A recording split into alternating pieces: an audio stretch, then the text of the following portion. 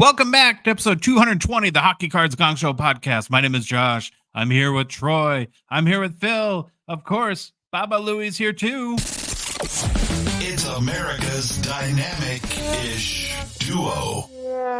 A slightly unstable Canadian and a producer doing creepy things in the background. A Gongshow Super Show. I like that one. It's a little long though. We kind of sit here like, okay, this is going to be over. If you haven't noticed already, if you're watching on YouTube, or maybe the sound is a little bit different, Baba Louie and myself are in the Great North, northern Minnesota, at the cabin. Phil, can you say cabin, please? Cottage. Cabin. Stop it. Yeah, we're at the cabin. We've had kind of a wild weekend so far. I'm in the Gongshow gazebo. Louie is up in the bunkhouse. Louie is not, if you see at any point he hasn't moved in like 20 minutes, no, his internet's not frozen. Louie's been in one. He's had a little bit of a rough go of it. How many hours did you sleep last night, Louie? 5 minutes. Nice. Yeah. What happened? 5 minutes? What's wrong? I got this little restless leg issue, and somebody forgot to bring his pills with him. So he was in deep trouble and couldn't sleep all night. Just ask Josh to big spoon you. He'll calm that leg right down. I get up and Louie's in the kitchen and he's like, I haven't slept. I went for 2 walks in the wilderness last night. I took showers. I got chased by a bear. I had 3 campfires. He's telling me about all the neighbors' trail cams because he was looking at that. So yeah, we spent a good part of the morning trying to find a medical institution to call one of the pharmacies up here to get him some drugs. We got him some drugs, so he'll be able to sleep tonight. But you're a little bit in zombie mode, Louie, so there could be many. That was another Baba Louie hobby hot take. I think there's going to be a lot of those on today's show. The one story I got to tell over the weekend, we've had a lot of fun so far. We've gone on the ATVs. We've been on the pontoon boat. And Troy knows this, but Phil, you haven't been here yet. The cabin is on a pretty large hill. And so then you have to go down to the lake and you can't even see it's a large hill. Don't sugarcoat it. It's steep and long. So much so that we've built like a little like switchback road that goes down there. And then we have a side-by-side that we basically use to ferry people up and down the hill. Going down isn't that big of a problem, but holy moly, coming up. Phil, if you go up and down, you're a big fitness guy, 2 times a day, you'll be fine. So we go down, we go for a nice pontoon boat ride. It's about dinner time, and we're going to have to do a couple trips up and down to get the families back up the hill. And Baba Louie is like, oh, I'll walk it. I'm like, are you sure? And he's like, no. It's good. I turn over to his wife. I'm like, this is a bad idea. So tell everyone about what it's like to walk up the hill to the cabin there, Louie. 3 stops. 3 hits on the inhaler, and I never want to see a step again. You have asthma, Louie? You have asthma? Yep. Yeah. You shouldn't be walking that hill that we're talking about. No, he shouldn't. And it's the move that like all kids are fine. They just like motor up it, because they're in such good shape. But like the adult thing is to make those stops, and then you kind of like turn around and you, as like you're looking at the view in the lake, it's like, oh, I just want to sit and appreciate, but meaning you're like dying inside and you got to recover to go back all the way up. So Baba Louie's already sworn off for the rest of his life climbing back up that hill. Did you do the hack? Are your neighbors home? The hack is the stairs. Go use the neighbor's very nice stair system up and down. The chair lift. Yeah, 2 places down they have a lift. It's so big, Phil, that people have a powered lift that brings you up and down the hill. Madigans are doing it manual, right? Just the manual way. No, we just use ATVs. That's kind of how we roll. Right on. I'm excited to see. I can't wait, man. 1 year, 11 months to go. My thighs are still burning. Yeah. So we've had a good time. Families left, so it's just Baba Louie and I here to record the show and do the YouTube show with Jeremy Lee tonight, but we've had a good time. What's going on with you, Troy? What have you done this weekend? Not a whole lot. So, the kid had a couple hockey things. Besides that, a lot of rest. That's about it. Okay. Watching TV. Well, you're the man who never stops doing anything. So I always this is like I'm in that span where I have like 2 or 3 weekends where it's kind of calm, and then it's all hell breaks loose coming up here in a week or two.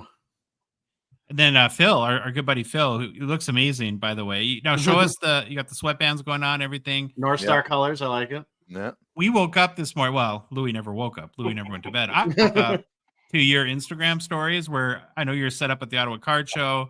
You showed your little Between Two Ferns set. So come on, man, you got to tell us all about that. Yeah, weekend overall was pretty boring. I did cut the grass, and I watched Rebel Moon Part 2, director's cut. Wasn't very good, but I have an awesome TV, so I like the visuals. And then prepped last night for the show today. Wrote my little bit for the glow in my flow, and yeah, Between Two Ferns, a little bit style. I set up at the card show, but as everybody knows, and if the good listener doesn't, I don't like to sell my hockey cards. I prefer to trade them. So I just brought my traders. I slapped them in the middle of the table. And I set up 2 stools, a bunch of greenery, a bunch of shrubbery, set up the camera, got the microphone that you used at the rookie thingamabob. Yeah, it was good. Yeah. Because we're consistent. And I got 6 interviews done. Whether they're usable, I don't know. But I networked well. Nice. There was a baker there. He had a table. I bought some brownies. I'm excited to eat them later. Nice. Yeah. We have our big Minnesota card show next weekend. Yep. We haven't even talked about, we're doing nothing because we're so busy with everything else, but hopefully we have even time to go. I think, we'll try to go next Saturday morning. Make an effort to go. There's card shows constantly now, which is an amazing thing. All right, a lot to get into. A couple more quick announcements though before we get started. The first one is it's going to be a very exciting week for our friends over at the Late Game Movie. Starting tomorrow, the Late Game Movie, so on Tuesday, will be available in Canada via Apple Canada. So you Canadian hockey nuts are going to have to go check that out. And to celebrate, the crew at the Late Game are having an event this upcoming Thursday, September 12th, at the Penalty Penalty Box Pub at Scotiabank Pond in North York, Ontario, from 5 to 7. Have you been there, Phil? Do you know what that is? No, I don't know what that is. No. Joining them will be trick shot artist extraordinaire Zach Bell, who also had a role in the film. Pretty good. He did a pretty good job acting too. If you want to attend, you can sign up for free. Go to thelategamemovie.com/Toronto. And again, congrats to those guys. They've been working hard to get their movie released in Canada. I've talked to them a little bit. It sounds like it's just a crazy amount of work to get on Apple or Amazon or all these content distributions. I'm sure. A big announcement for us then next. 5K challenge. It's coming back. Holy cow. I feel like it just ended. Louis. This will make Louis pass out. He loves it. We are very excited to announce the return of 5K Challenge for the 2024-25 NHL season. It'll be the 3rd year already, Troy, of the 5K Challenge, which is crazy. Wow. So basically, it's a contest that we do through our Discord, which, of course, you get access to when you support our show through Patreon. Any patron is eligible to enter. How it works is you get $5,000 in a fictitious budget. You can pick up to 10 cards this year based on recent comps. There's a lot of specific rules that we're going to be posting tonight to the Discord, and you'll have to read those over, as well as the entry form. And you pick up to 10 cards with that $5,000 funny money based on recent comp, and then whoever's picks increase the most in value at the end of the season is the winner. That's basically how good are you at picking cards that will go up in value over the span of the 2024-25 season. Now, we kind of boxed ourselves into a corner, Troy, with last year's prize, because we did it. It was pretty epic. It was a box of 2020-21 the Cup. And you never want to go backwards on stuff like this, certainly. But in the interest of full disclosure here, we were given that box of a Cup. Yeah. So we didn't buy it. And we thought, well, the right thing to do would be because we wanted to have more like contests and games within Discord. And so this would be a pretty epic prize. And so that box we were given, we used as the prize for the 5K challenge last year. The problem is we're poor. Podcast, we don't make a lot of money. So we couldn't buy a box of the Cup this year. And which kind of sucks because we would love to do that as well. But I think we got a pretty decent fallback prize. We were able to afford on our little meager podcast budget here a box of 2023-24 SP Authentic. So chase some Connor Bedard Future Watch autos. So excited about that. And wouldn't it be amazing if the winner hit one? That's my dream, right? Is you want to, if you give away a box of cards, you want somebody to hit Yeah. something big and turn it into an awesome thing. So by the time you're listening to this, if you are a show supporter, if you're in Discord, head over to the 5K challenge channel, look at all of the rules and kind of how you, there's certain like time frames that you have to base your comps off of just to make sure it's an even playing field. And then to Louis' great delight, he will be the administrator again for 5K challenge. You excited, Louis? You pumped? Can't wait. Let's do it. All right. Are we allowed to enter? Because I've tried to win the last 2 years. Can I enter now or no? Not anymore. Eh? You can't. can. It would be great if you enter. You just can't win. Yeah. Oh, okay. Yeah. So not only are you putting a whole bunch of work into a podcast that you make no money off of, like all the rest of us, but you can't win anything either. So it just gets better around here, Phil, for you. Don't worry about that. And if the 5K challenge sounds like fun and exciting, we'd love to have you all participate as well. How you do that is by supporting the Hockey Cards Gongshow podcast, which you can do via Patreon. It's very easy to support our show. Helps us cover the expenses it costs to make this train wreck. Continue to produce more and what we hope is better hockey card content, and then fund initiatives to grow the hockey hobby even in a small way. You can go to our website, hockeycardsgongshow.com, click on the Become a Patron link at the top of the page, go to the Patreon website, patreon.com, and search for Hockey Cards Gongshow. You can visit a link in the show description, whether you're listening to us on a podcast app or even watching us on YouTube. Then in our Instagram, TikTok profiles, there's a link there too. It's $5 a month.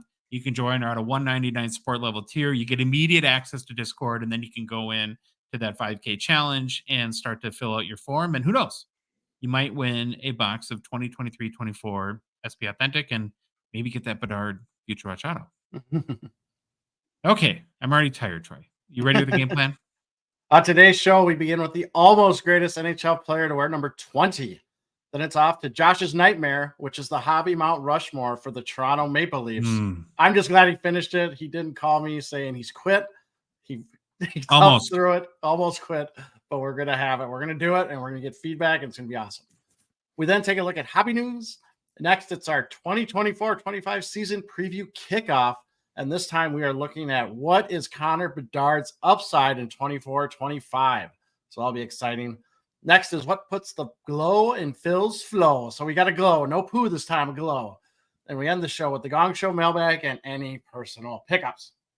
Okay, fellas, previously we looked at the greatest NHL player that wore the number that matched our episode number. We ran through all the numbers. So now we are looking at the almost greatest NHL player to wear each number from the runners-up in the Hockey Writers' greatest NHL player to wear each number article. The almost greatest NHL player to wear number 20, per the nominees in the Hockey Writers' greatest NHL player to wear each number article, and selected by me, is this man, Bob Pulford.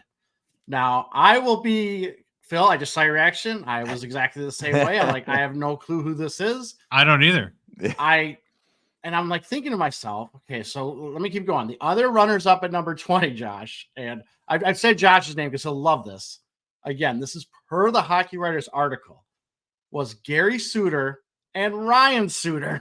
Oh, weird. So we had obviously Ryan Suter, wild player that with Parisi had huge contracts, and now they're Bill Guerin's a scapegoat saying, oh, I don't know what to do. I had to buy him out. I can't help it.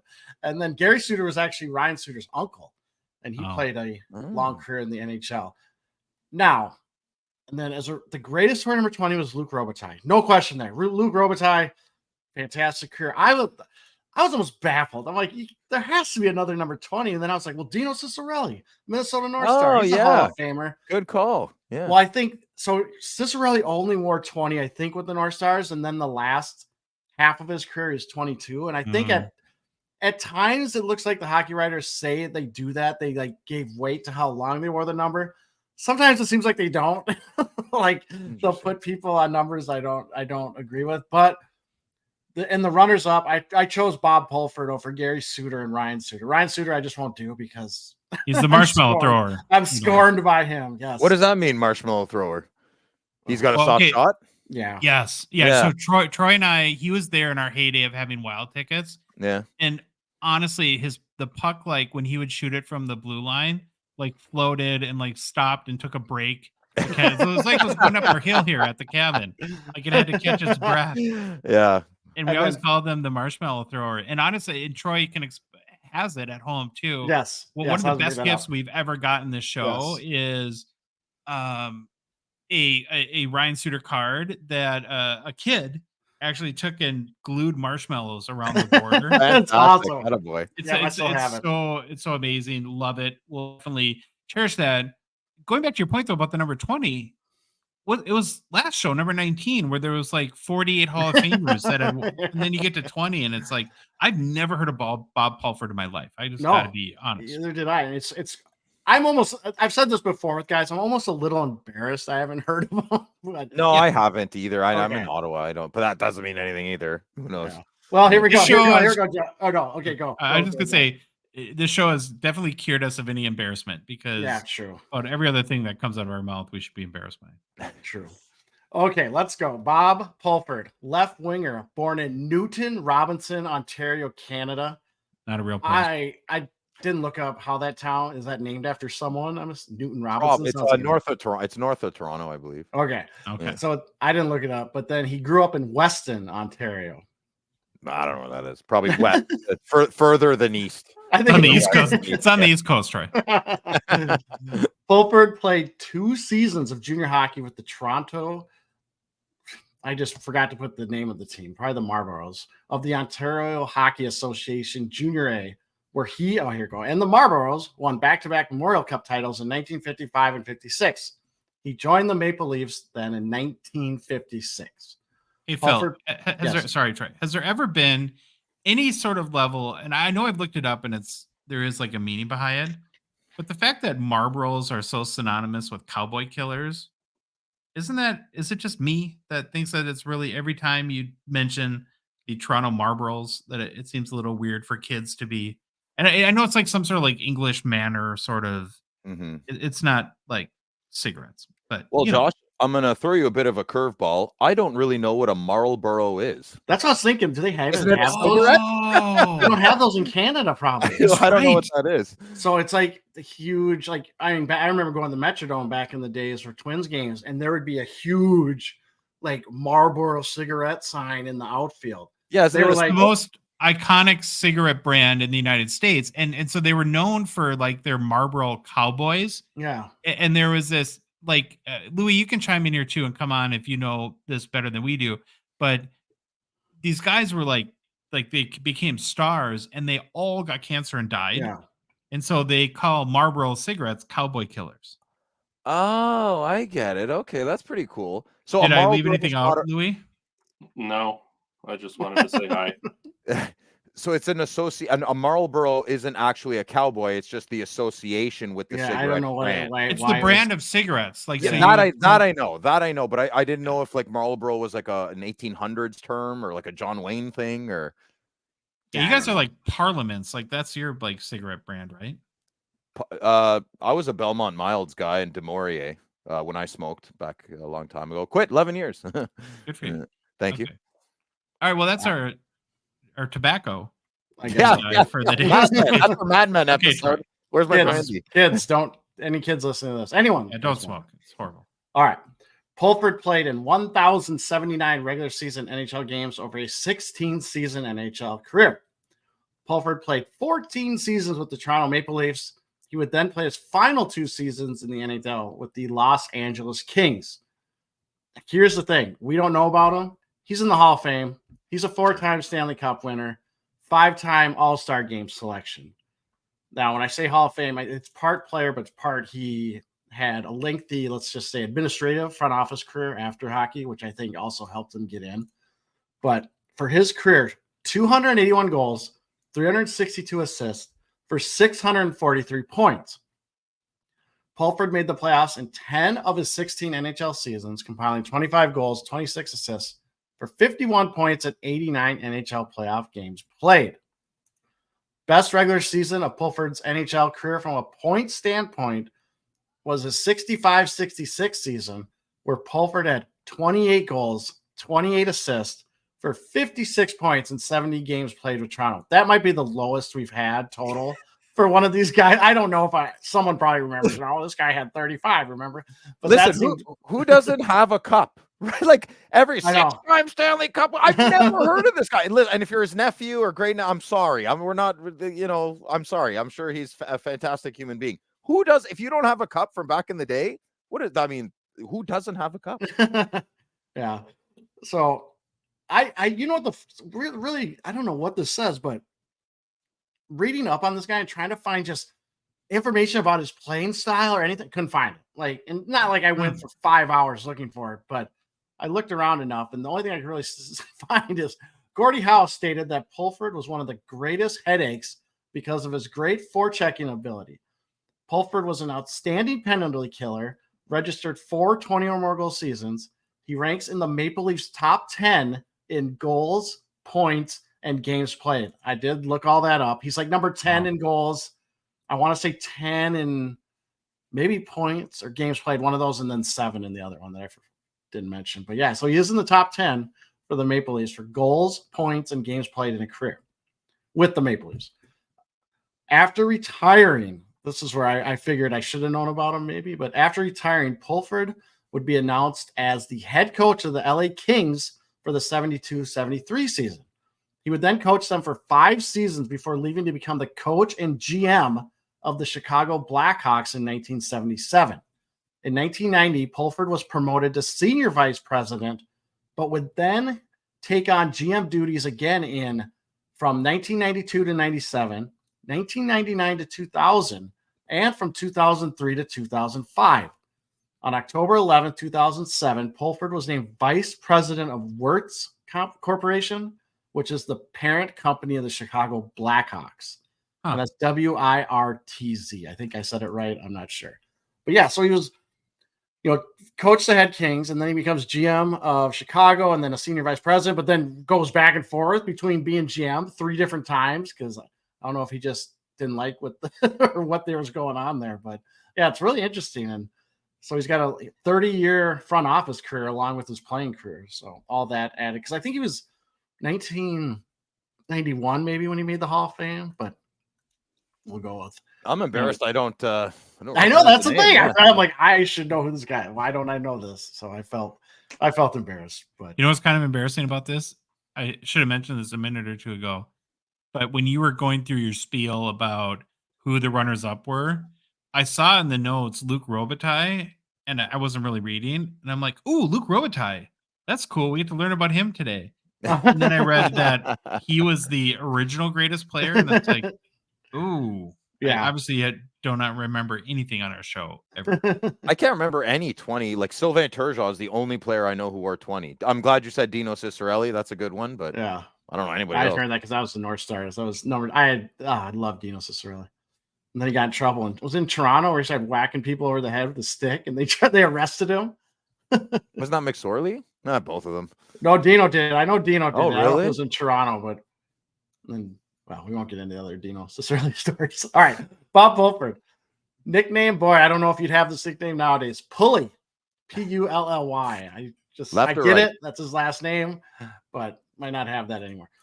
He was the first president of the NHLPA in 1967. So that's a cool. Oh, wow. Fact.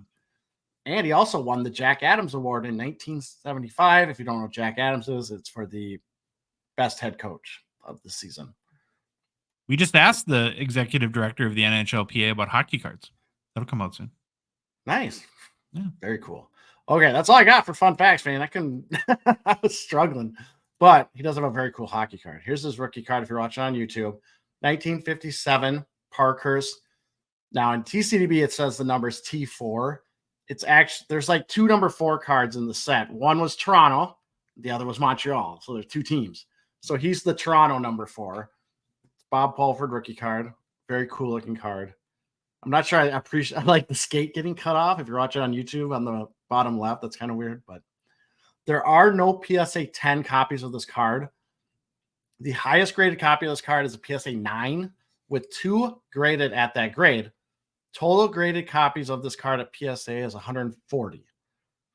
A PSA 9 copy of this card did sell on October 28th, 2018 via Fanatics Collect, which back then was PWCC, for $5,500 US.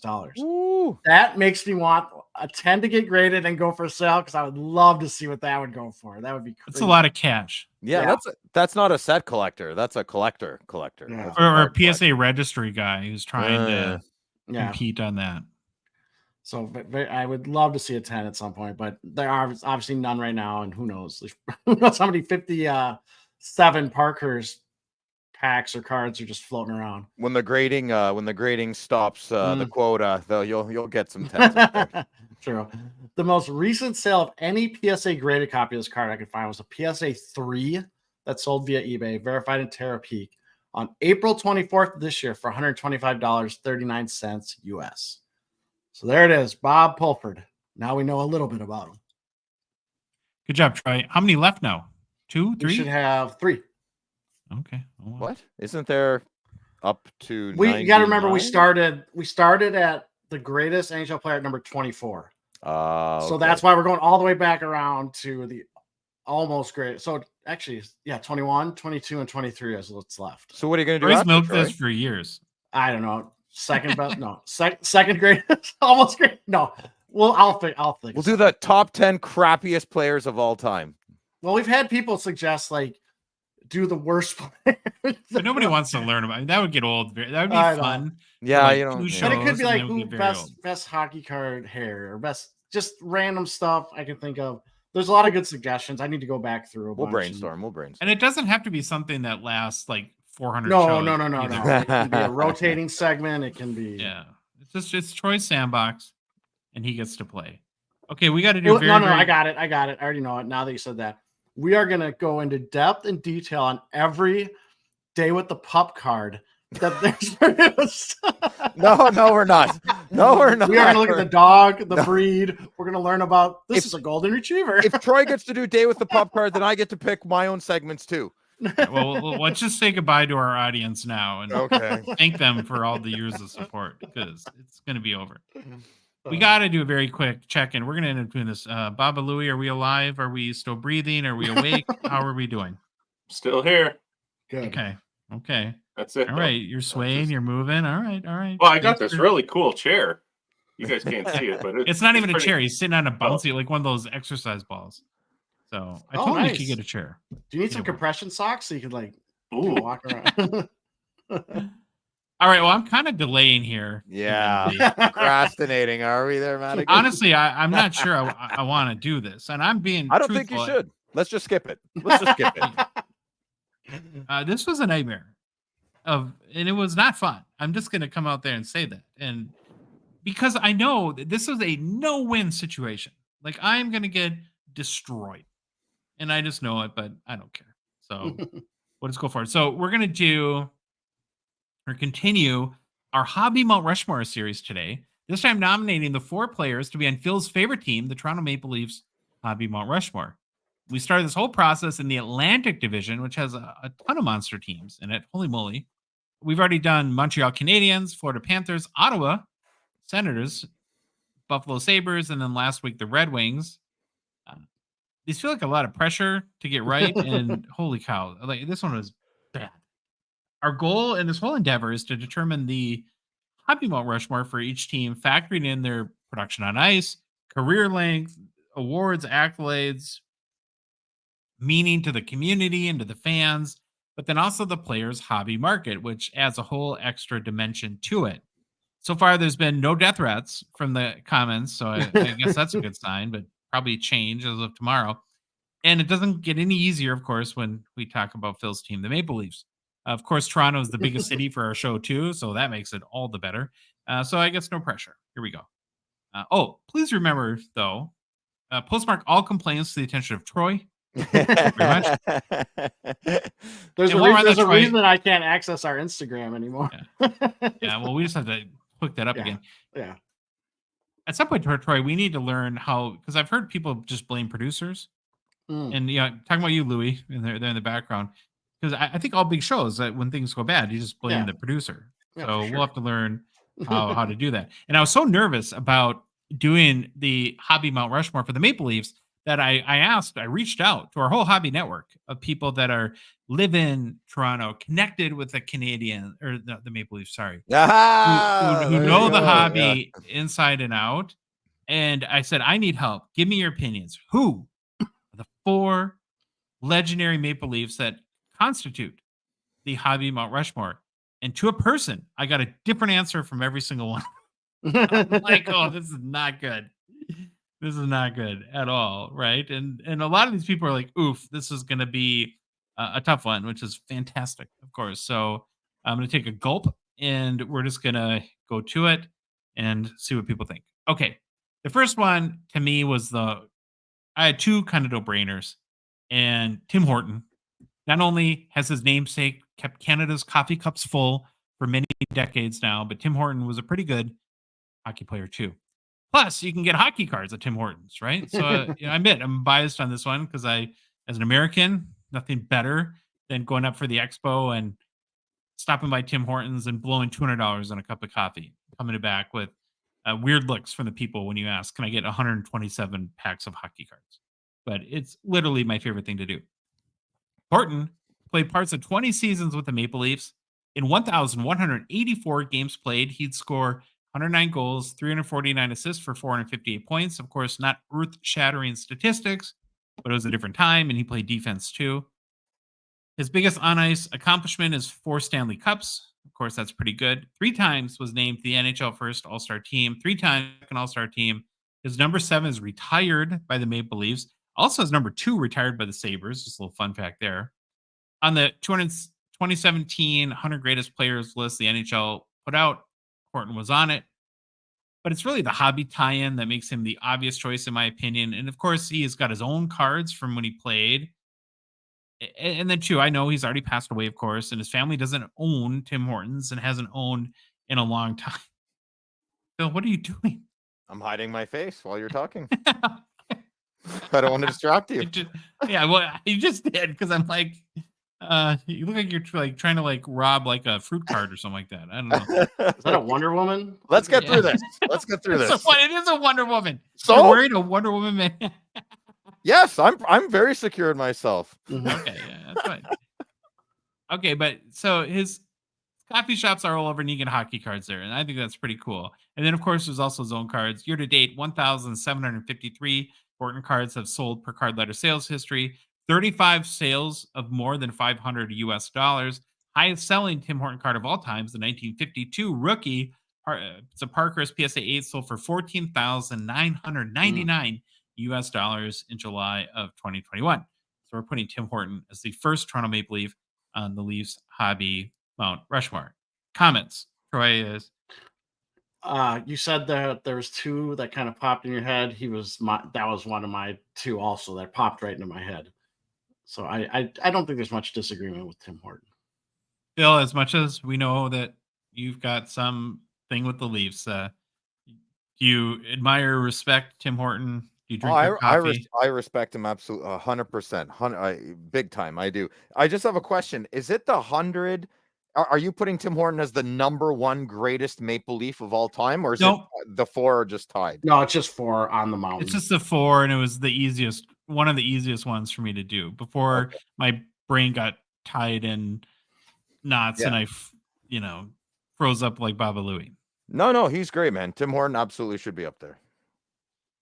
Okay, so I'm kind of bookending it with the easy ones. The next ones were kind of the tough ones. So the second selection is Matt Sundin to the Gongshow Leafs Hobby Mount Rushmore. I'd be the first to admit that I never really got the whole Sundin thing. I knew, of course, that I knew who he was, but I didn't understand the impact that he still has with the Leaf fan base until we went to was it our very first expo, Troy? Yeah. And he was one of the signees. Yes. I still have never seen a line that long or crazy to get a hockey player's autograph, and people just went crazy.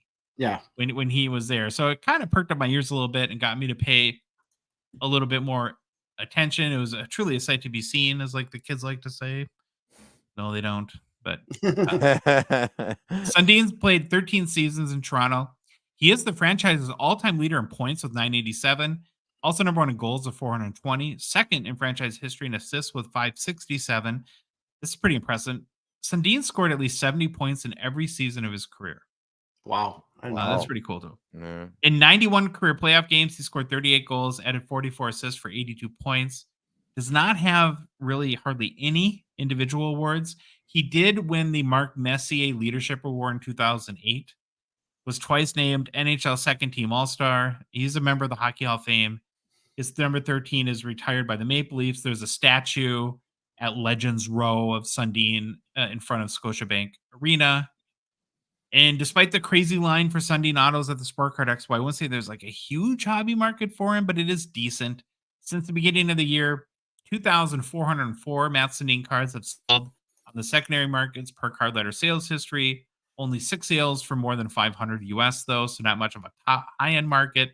And then the highest selling Matt Sundin cards to date is this 1990 Upper Deck rookie BGS 10. Wow. It's a pop one. Sold for $3,058 US in October 2022. I love the Quebec flags in the back. I never really noticed that, but now that I see it, I love that. Great card. Great card. Here's I just before you guys get your guys' comments, I do want to. This is where I want to make the reminder, and I feel like I'm going to have to a lot through this. Is when you doing the Leafs Mount Rushmore is different than doing the Leafs hobby Mount Rushmore. Yeah. Right. When it's just a Leafs Mount Rushmore, you try to find the 4 greatest players in franchise history. There's definitely an element of that in this exercise, but it also it's equally weighted in the hobby. And so like when you talk about guys like Sundin versus others that we've omitted, it's really the fact that he has a decent hobby volume, like people chase his cards that kind of, for us, put him on the Mount Rushmore here. So Matt Sundin, would you have expected me, Troy, to have nominated him? Is that a little bit of a surprise? What do you think? No, I think I was expecting him because I think he was on one of the things I did for one of the numbers, whatever number he wore. I think he was on either the greatest or the almost greatest. But knowing that he's got the most points, and I knew he still had like you said, it's not a huge hobby market, but I knew he had a decent market. And being Toronto's top scorer, I figured he would be on the list. Well, we talked about this with Nicholas Lidstrom. The challenge when it comes to a hobby Mount Rushmore with guys who were rookies in the junk wax era, is it really suppresses their high-end hobby market because their rookies are not really worth much. Yeah. Where you got some of these vintage guys who will have a greater quantity of high-end sales, but it's basically all their like 1956 rookie card. Yeah. Where there's just not that equivalent for a guy like Matt Sundin. So that's just an element that makes this a little bit difficult. But okay, Phil, maybe you would help us understand a little bit more. What's like the connection that fans have with Matt Sundin? Does it surprise you that I put him up No, here? not at all. Matt Sundin, I know I make fun of the Leafs a lot and I troll their fans because it's too easy. But Sundin's a class act. He's a beautiful Swedish man. He was on the Leafs for 13, 14 years almost. I mean, he ended, I think, in Vancouver, right? I believe he played ended up in Vancouver, started with Quebec for 4 seasons. Yeah. Here's a big thing. As a Sens fan, I love this about Sundin. I could be a little bit wrong, but I'm going by memory. He was always healthy and he played a lot of games. He didn't get hurt too often. He was always there. Great leader.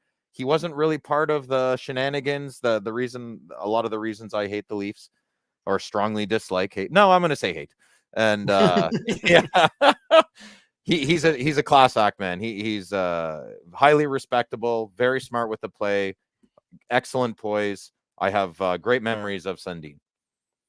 You know, anytime we peel back the onion a little bit with you on the Leaf in your ridiculous Wonder Woman mask, you're not going to wear that the whole show, are you? No, just when you're done. No, absolutely. I can't breathe in this thing. Yeah, okay.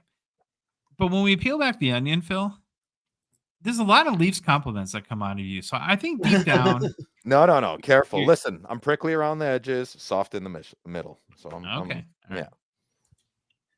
So we have Tim Horton, Matt Sundin so far on our Leafs hobby Mount Rushmore. Now the third one is going to be maybe to some, maybe not to others. This is going to be the debate one, I think. The most out of left field one, and this is one he was. I hope it is what I think it is. I've written up 2 others, like full on. You know how it takes like 45 minutes to do one of these write-ups, and this is how like tied up in knots mentally I got over this and how horrible this whole process was. But at the end of the day, I figured, well, we got to have a goalie. Yeah. And despite the recent history, there are some pretty good goalies in Leafs history. You got Turk Broda, Johnny Bauer, Ilya Semp. Just kidding. And maybe our most I was surprising. like, what? No, don't say that name. I'm like, maybe our most surprising Leafs Bobby Mount Rushmore pick. I went Felix the Cat. Yeah. I'm happy. Good. My boy Woo! Anthony's going to be really happy. Good call, Josh. Now, right out of the gate, I got to acknowledge he didn't win any championships with the Leafs. He didn't win any Vezina trophies. Has really no notable like individual awards, and he only played with the team for parts of 8 seasons. So, like, Potvin is third all time in games played with the franchise, 369, both behind both Bauer and Broda. When looking at wins, it's the same, third behind Bauer and Broda. Potvin had 160. What he does have going for him, though, Troy, is maybe the best ever goalie fight with Ron Hextall, right? yeah, I got that picture. Hold on. Yeah, That's a great one. there we go. I feel like Hextall, he was big guy, tried to act tough, but I think whenever he got in fights, he didn't look like he was a fighter at all. Not that a goalie should be a fighter, but he seemed a little he's more not loopy. up to snuff. Yeah, more loopy than tough. Yeah. I think. Yeah. Even though I've said this on our show many times. When I was in elementary school, we'd play kickball down at the outside on the back, down by the little baseball field, softball field, and we'd use the backstop. And we play hockey with the kickball is what I was trying to say.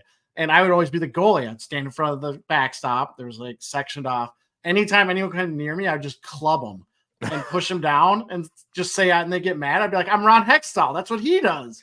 So you do influence kids as NHL players. Believe me. I was totally Ron Hextall. Try starting a daycare next week. Bring your kids over. Okay, but now back to Potvin. This is where I got to make that reminder again. It's a hobby Mount Rushmore. And we take around and count like meaning to the community, franchise, and as well their hobby market. And so when it comes to like, well, why Potvin here? First of all, I reached out to a number. He would have never been on my radar at all. Yeah. Unless I reach out to people, and a number of people were like very adamant about Potvin. I was like, really? Why? Because you look at the stats and stuff like that, and I think it comes back to he's just beloved by the franchise.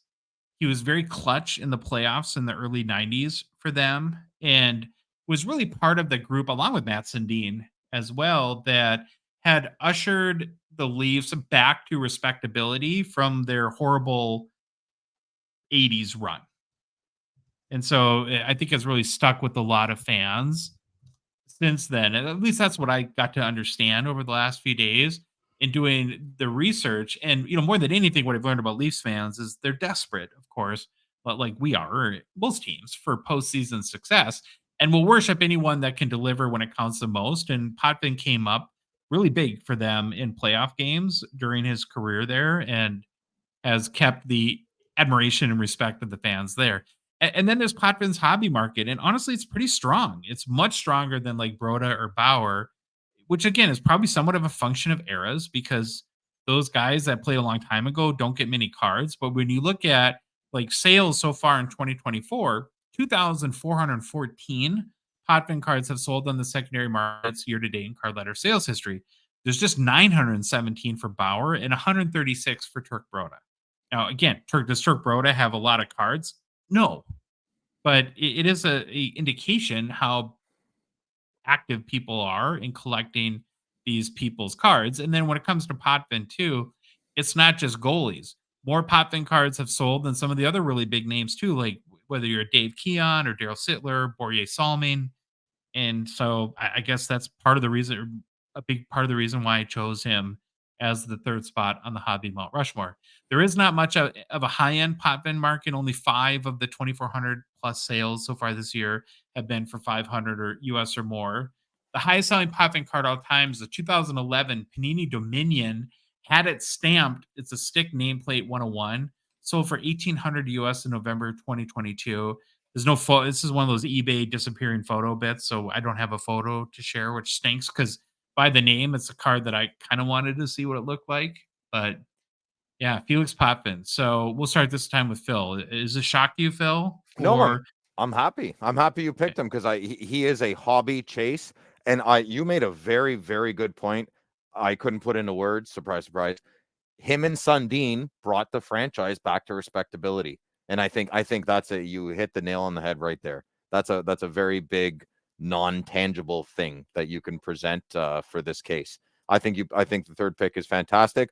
A very good social media friend, Anthony, on Instagram, his Felix Potvin collector. Give him a follow.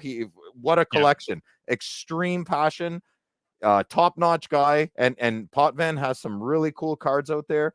I'm a big collector of Alfredson, so their timelines match up. You get a lot of cool Fleer, a lot of cool Donruss in the mid to late 90s. Really, really cool cards. So I think it's a great pick, Josh. If this is Halloween, would your costume right now be like Richard Simmons meets Wonder Woman? Is that what we're going for? Listen, this is a COVID mask. This is the last one I had left. I bought like 300 comic book COVID masks, and I sold them on used Ottawa, blah, blah, blah. So this is the last one I have left, and I just grabbed it last minute because I don't want my face to distract the good listener from what you're saying, especially for the next one. Okay, Troy. So Potvin, we don't really get it here in Minnesota, in the U.S. and Minnesota. So that one had to have been a little bit of a surprise to you. Because if I was in your shoes, I think it would have surprised me. For sure. It definitely surprised me when I saw it on the list. And I was like, well, then I listened to what you're saying. And then I started thinking about Potvin. So you got to remember, too, like you kind of mentioned his stats. A third of his career is played in when like it seemed like everyone scored 100 or more points. So yeah, very offensive-based years for his first third of his years. And I was thinking back, too, when we've been to previous card shows, I know we've heard from people about Potvin up there in Toronto and how it's kind of remarkable, the market that he has.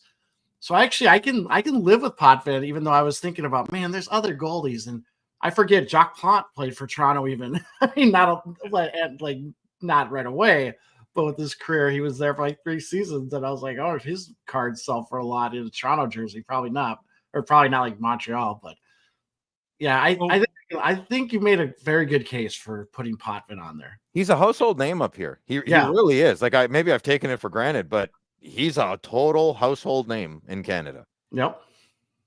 And when we did our Memorial Day kind of tribute to players that had served and looked at Johnny Bauer, I became a huge fan of him then, because not only as a player, but how he served Canada, it was just amazing, and his story was amazing. And so it's tough to leave guys like that off the list there, knowing that, that he did so much for the community in that regard.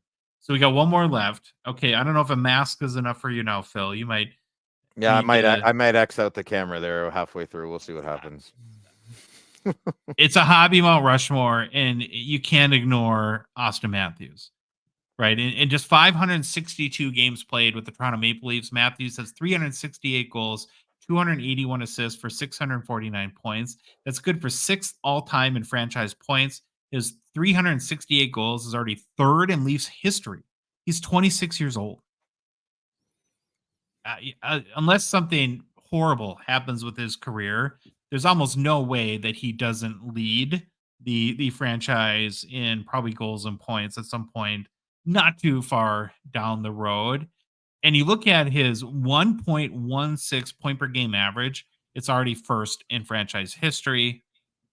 He's already, again, at 26, he's already added a bunch of trophies in the old trophy case there. He's a one-time Hart Trophy winner, won the Ted Lindsay Award, won the Calder Memorial Trophy as the best NHL rookie, 3-time Rocket Richard Trophy winner, 2-time EA Sport cover athlete, Troy. That's pretty impressive at 26 years old to be. Yeah. I was going to say, I tried to bust in, but of course I was on mute. He only needs 53 goals this year, and he would be the #1 goal scorer in Toronto Maple Leafs history. That's crazy. At 67 or 9 last year, something like that. I mean, that's just crazy. He has 1 second-round playoff berth. Ooh. Leafs legend. Sorry. Oh. Sorry. Had to do it. I did it for Phil. I did it. All kidding aside, AM34, he's an amazing player, a bona fide superstar. He's probably on track easily at this point, Troy, to be the greatest American hockey player of all time. Oh, heck yeah. He's on track. I mean, listen, a lot has to happen for that to be a true statement. Thank you, Troy. But if his career progresses, now he's got to win a cup. He's got to win a round. He's got to win a playoff round. Yeah, he's got to get past the second round, right? That's all he's made it. That's the farthest that he's made it. But I have a hard time faulting him for that, though. Like, it's hockey's an individual sport. He's failed. I'm being silly. Well, you'd probably say was Brett Hull, even though he's like half American, half Canadian, right? Very controversially American. Yeah, he plays for a Team USA, right? Yeah, but Hull was a little bit. It was way more one-dimensional than Austin Matthews. Oh, then you got This great, Baba Louie, if he's already not asleep, I know he's Mike Modano, but Pat LaFontaine. Anyone? Okay, Baba Louie, would you say at this point that on his trajectory, not today, but if his career, that Austin Matthews is on track to be the greatest American-born hockey player? I concur with that. Okay, I'm gonna throw out another name. That was another Baba Louie hobby hot take. A couple other names. Just I was trying to remember real quick. Chelios. Who else do we got? Patty Kane.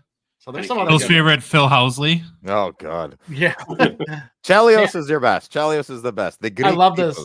Yeah, Chelios is great. I mean, he's an Iron Man. Iron Man. Well, here's where we should say greatest NHL American players, because I was looking at the Hockey Writers article and they have the number 4 as Cammy Granato, and I was like, I didn't even think of it that way. Joe Mullen. All right, Baba Louie, thank you, buddy.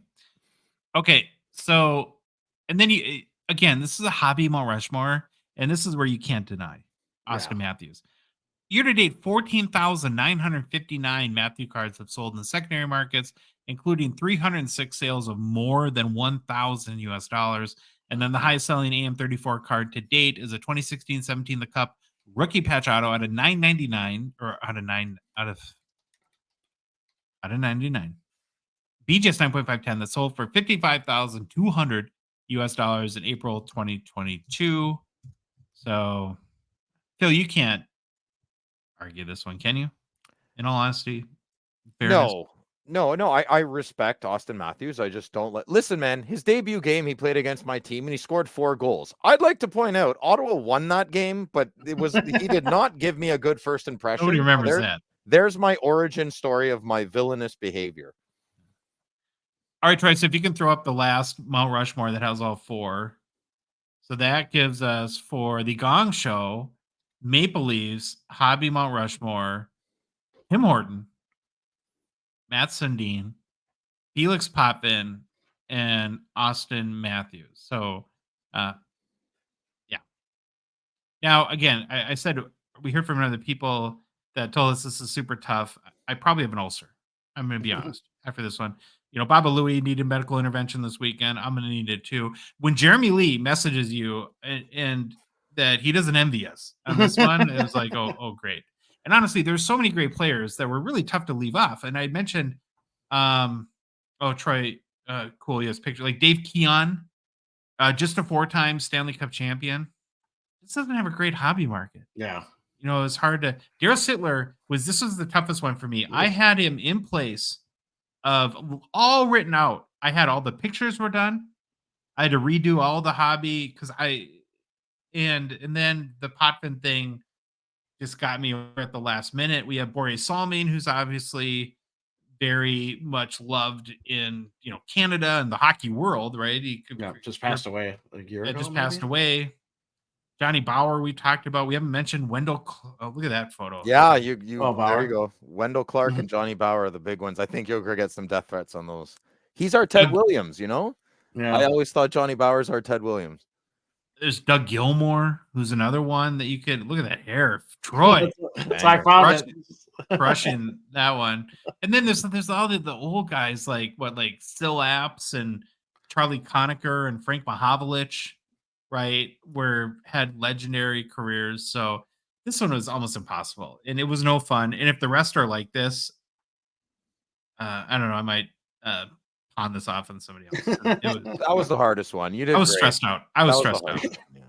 So we'll have to see what everyone thinks, and we do want to know what you think. And it is kind of fun to get everyone's perspective. I'm sure that, like I said, this was not easy or straightforward, so we're going to get a lot of differing opinions. So go ahead and leave comments on our YouTube video, message us on social media, And then remember, if you're mad, it's all Troy's fault. I have a question. When you're done with all these, can we do like a special segment on like teams not around anymore, like the North Stars, Hartford, yeah. Yeah. We'll do the California Golden Seals, Expos. Slide it in there. You're suggesting this because I've just told you repeatedly how torturous this is. I'll do the Expos one. All right. Okay. Gary Carter. Oh, Phil, we see your beautiful mustache again. Great. Okay. Got to make a mention for Gongshow partner and sponsor Slab Sharks. We're very, very grateful for their support of our show. The current Slab Sharks weekly eBay auction is live, ends this upcoming Thursday night. More than 1,200 cards for you to choose from this week. There's always amazing hockey cards in the Slab Sharks auction. You can count on that. I see you doubting, Phil. You know, you got your mascot, but I'm telling you, you can count on it. There's always awesome Slab Sharks cards. The three of us bozos spent some time this weekend. We looked through the auction. Each picked out a couple of cards we liked. Phil got weird again, but is anyone surprised? It's on you at this point. But Troy, it's always your honor. I want to do Caddyshack references all the time. My favorite thing is, remember the movie was like, Your Honor, Your Honor. Yes, Your Honor. He said to the judge. So I'm going to pretend like you're a judge. Your Honor, Your Honor. All right, I got two. First one, 2022 Upper Deck Stature, Timu Solani, black out of 15. Listen, this card just looks awesome. I don't care there's no auto. I don't care there's no patch. It looks fantastic. And black on black, I just think it's an awesome looking card. So go bid on it. I'm going to bid on it. I probably won't win it, but I want it. And then my second card, actually, well, kind of an offshoot, a little different one. 2019 Upper Deck Clear Cut, Patty Kane, signature red ink auto. I've always been a fan of the red ink autos that they have in Clear Cut. Now, this one's, they're hand numbered, but again, they're numbered out of the jersey. So this one's out of 88. So you can find these. They're out there. I kind of dig it that he's just Patty Kane smiling into the camera, kind of a doofy look. I mean, there's so much bad stuff in the world. Just look at Patty Kane and be happy. That's all I got. I love this card. I think it's great. Now, you famously for us, pulled the Henrik Zetterberg red ink auto. Do you regret selling that now, or do you wish you had kept it? I regret selling it. You do, eh? Look at that. Seller's remorse. Yeah. It happens. Okay. I picked out two favorites as well. The first one is a 2005-06 Fleer Ultra Sidney Crosby rookie PSA 10. In my opinion, this is a great like zig when they zag Crosby rookie option. If you're looking for something maybe a little bit cheaper, a little bit more off the beaten path than his Young Guns in particular, the PSA 10 pop on this is 293. You can compare that to 1,189 Young Guns PSA 10s. And the card typically sells for a 1/10 of his Young Guns too. I'm a big Fleer Ultra fan. So, you know, I ain't saying, but I'm saying. Now, Phil, you tell me why this is horrible. Okay. I don't think it's horrible. I like the card. Oh wow. Yeah, I wouldn't buy it, but I like it. Gotta get a dig in. Yep, backhanded compliment. Yeah, it's good. There we go. And then my next pick was a 2020-21 OPG Platinum Jason Robertson, J-Rob, marquee rookie, seismic gold out of 50. It's raw, and love me some seismic golds. For some reason, J-Rob lost all of his hobby steam last year, it felt like at times, maybe a little bit. And he's still just 25. So if you're confident of a bounce back, then you might this might be a really good time to buy. And this would be a great auction to look at because someone's dumping a ton of J-Robs. Oh, really? Yeah, there's a bunch out there. Yeah, when buy low, sell high, right? His kind of hobby market right now is a little meh, but he's a pretty good player. And Phil, meh is an official term that we use to describe a player's sports cards market. Not sure if you knew that. So. No, we do that in Canada too, but we go more like meh. You know, I don't like that. All right. Okay, Phil, your turn. Okay. So yes, I'm really into Steve Yzerman lately. I think I don't know. I'm there's a whole world out there outside of my hockey team. So I'm a big fan of this card, big fan of stature. I am a little bummed out. It looks like a blue Bic pen. Yeah, that's the only thing. The thin. I think a gold pen. The gold pen always comes through, right?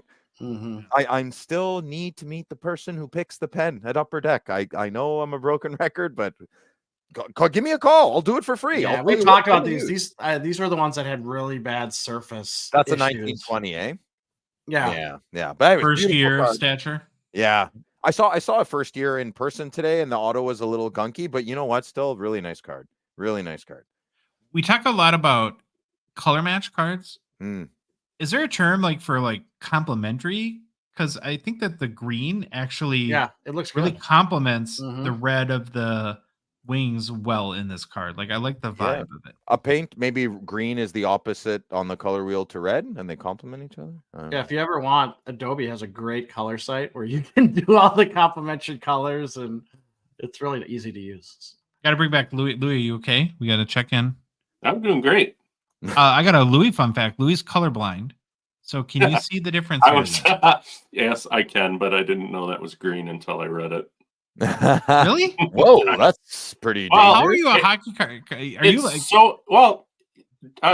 Remember here, we're up in the sticks, and I only brought one monitor, so what I'm looking at is pretty small. Well, look out the window. Are the trees? What color are the trees? Are they like purple? Are they green? Maybe. Oh, they haven't Why? changed yet. But he was Oh. saying yesterday like that when the colors change, which most people think is a very beautiful time of year before the leaves fall, that Louis doesn't get it. It just looks like one big blob to him, right? Pretty much. So you got like shaky legs and you can't see colors. It's going great. Yeah, and in I can't producer breathe. land. Yeah, You can't breathe going up the hill. Breathing's overrated. You're fine. Okay, next pick. All right, next pick. Oh yeah, my Lorcana. Yeah, so I'm taking advantage of being on the show. I bought a box of these cards, and I don't even know what I bought. I bought it for $300. The reason I'm bringing this up is, can someone DM Troy so he can filter the DMs and let me know what I should do with this box? I have no idea what to do. It's unopened, and there's no cellophane on it. I tried to sell it at the card show for $150. No one would buy it. I'm stuck with Disney. I don't know, but go ahead and bid on it on the Slap Sharks. This box looks like it's in 10 times better condition than mine, so it's worth at least 300 of what I paid. I was gonna draw a hockey stick on this to act like I know. I looked. There wasn't another card I was really interested in. I'm like, you know what? I'm just using the show. I think this is a trading card game. Oh yeah, it says it right on the box. Yeah, so it's a trading card game. Only thing I like the box. I think it's really cool. I think Mickey. You want it, Troy? I'll give it to you. $100. I think. Can we go back to salsa? you spent $300 on not knowing what it was? And I waited in line. Yeah. What are you doing? I don't know. The kid at the counter was like, you coming tomorrow for the big Lorcana? I was like, what's Lorcana? He jacked me all up. So I went to bed sleeping all about Mickey Mouse. I woke up, waited in line, bought a box. I almost bought 4, but I'm like, no, I'll just buy 1 and see how it goes. You and then bought 4? Yeah. No, I didn't buy 4. I was gonna. Oh. And then, I'm not a good prospector, as they call. So I'm stuck with a dumb Mickey Mouse box, and I'm a hockey card collector. So, do you think this shows like your own personal Facebook marketplace or something? No, I'm not trying to. Actually, you know what? I'm sending it to Slap Sharks next week to Sylvester. So there'll be another box on Slap Sharks. There you go. I'm plugging. Okay. Yeah. All right. You have like a generator you want to sell, or some like used exercise equipment? Or I need my generator. I need my exercise equipment. Yeah. I just won't buy more Mickey Mouse cards. Now, if you have $300 boxes of Lorcana that you bought not knowing what they were for, or amazing hockey card or cards that you want to convert into some cash, or you have something else weird like Phil tries to sell and would highlight on the show, we'd strongly recommend considering Slab Sharks for their eBay consignment services. I don't know if they'd sell your generator, but if it's hobby related, probably a pretty good bet. They make it simple to sell your cards on eBay for all Canadian hockey cards collectors. Why? Because they do all the work so you don't have to. It's an awesome service, takes all the hassle out of selling on eBay. I, for one, don't like listing cards and trying to figure out how to take a decent photo. I find it's like laborious filling out all the forms. I'm terrified to figure out shipping, especially between the US and Canada. And the worst is like when a week after you make a sale, you get a message or notification from the buyer with some sort of problem. Yeah. When you think that it's all done and now great. My kid bid this up. Yeah. With Slab Sharks, they handle it all. So you don't have to worry about it. Plus, your cards get listed in their incredibly popular weekly eBay auction. So it's a win-win. Check out slapsharks.com for complete consignment info, including payout rates, and to get the consignment process started today. If you're an app person, they have an app, so download that too. And then let them know that the maniacs here at the Gongshow sent you. Happy news! Happy news. News from the hobby.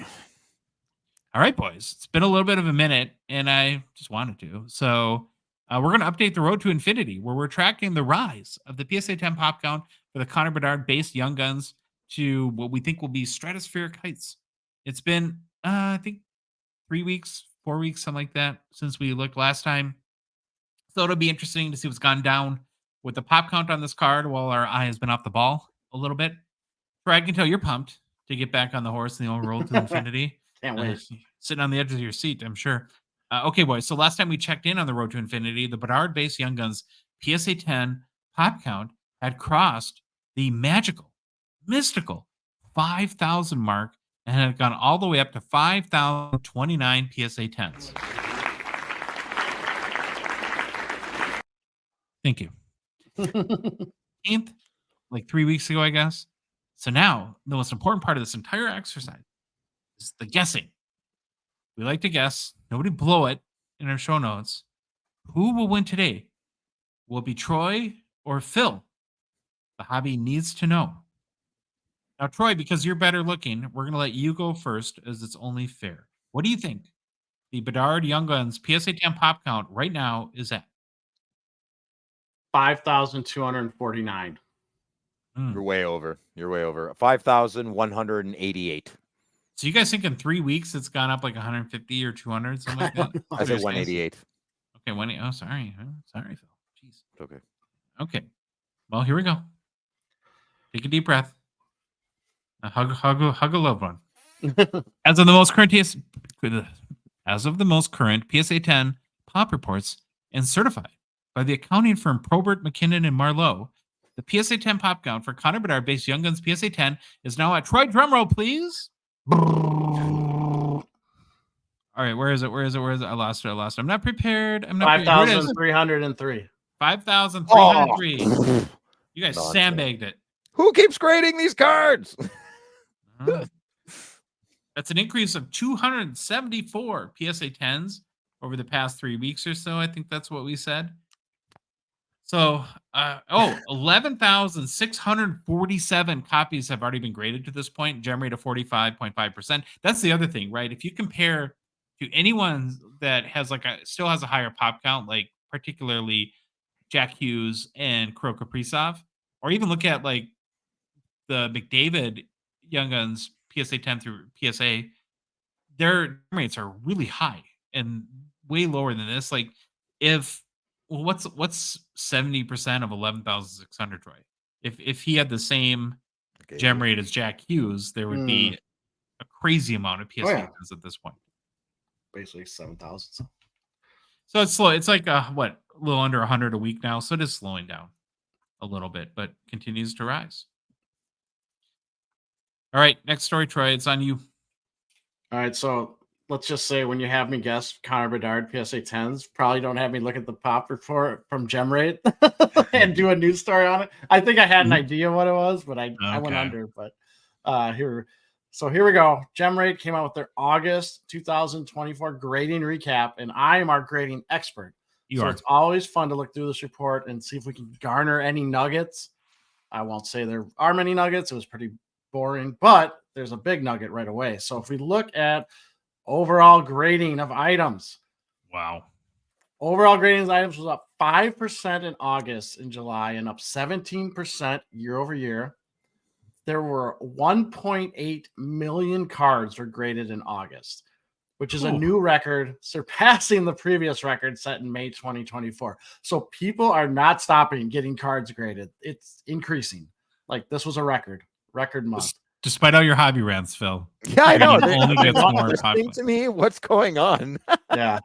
So PSA crazy. 1.39 million cards, up 10% from July, up 13% year over year. Yes, this is a new record high for PSA.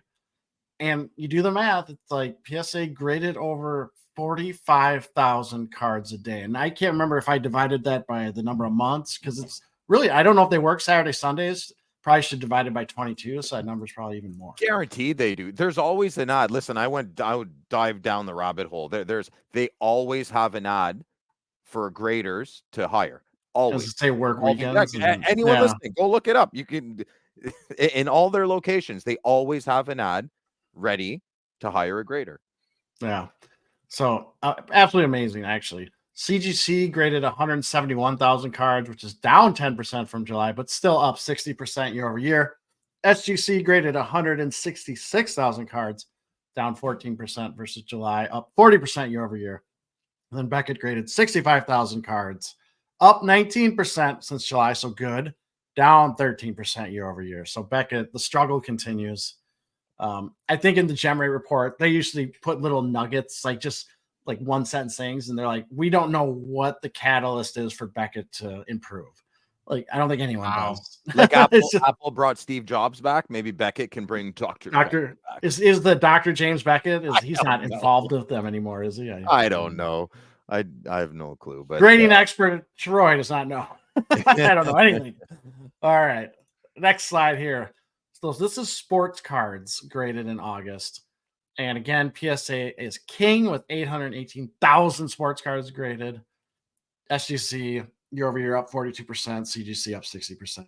So sports So cards about are 60% of PSA cards graded are sports cards, right? Yep. Yep. All right. Category comparison. This is I think it was my favorite one. All I wanted to show is let's look. We got all the different fun categories. Here's hockey. So you can see where they're at. Basically, you add these up. Hockey had 46,300 cards graded for the month of August. That is only up 1% month over month. However, let's remember we're in the summer. I don't expect, you wouldn't expect that number to go up. Yes, there's been some new stuff that's come out, but to me, that seems pretty right where it should be, like from a month over month growth perspective. Yeah. That's about all you can, I mean, you look at these and the numbers, you're just like, okay, that's nice. That's nice. Yes, I know hockey's like the fourth major sport. It's even being beat by the non-sports, which makes sense. TGC kills everything. We've said that forever. And then lastly, just so you can see, actually, we got two more slides. So this is the PSA specifically, since they are the number one grader and they get the most stuff. For most graded sets, you will see a 1, 2, 3, 4, 5. At seventh place is 2023 Upper Deck, which is, I thought was interesting. My dog is barking in the background. I apologize. And then for most graded cards, there's our boy at number 8 is the 2023 Connor Bedard Young Guns. And you can see from August, they graded 1,100, which is down 19% from July. So there you go. All I can tell you about this report is people are grading a ton of crap. That's all I can tell you. How do they grade? How does PSA grade 45,000 cards a day? Like, how many people do you need to We know how they do it. We know they just ringing them through. Isn't that nuts? I mean, that's just mind-boggling. It's acceptance of playing the game that is that. I wonder. I'm going to do my math and see what I did. If I say 22 days, I mean that's say 22 working days. I'm not including weekends. That would be 63,181 cards a day. Yeah. So when I did my number originally, I must have did 31. However many days are not. All right, Okay, I had 31. Yeah. I have a economics question about this, right? So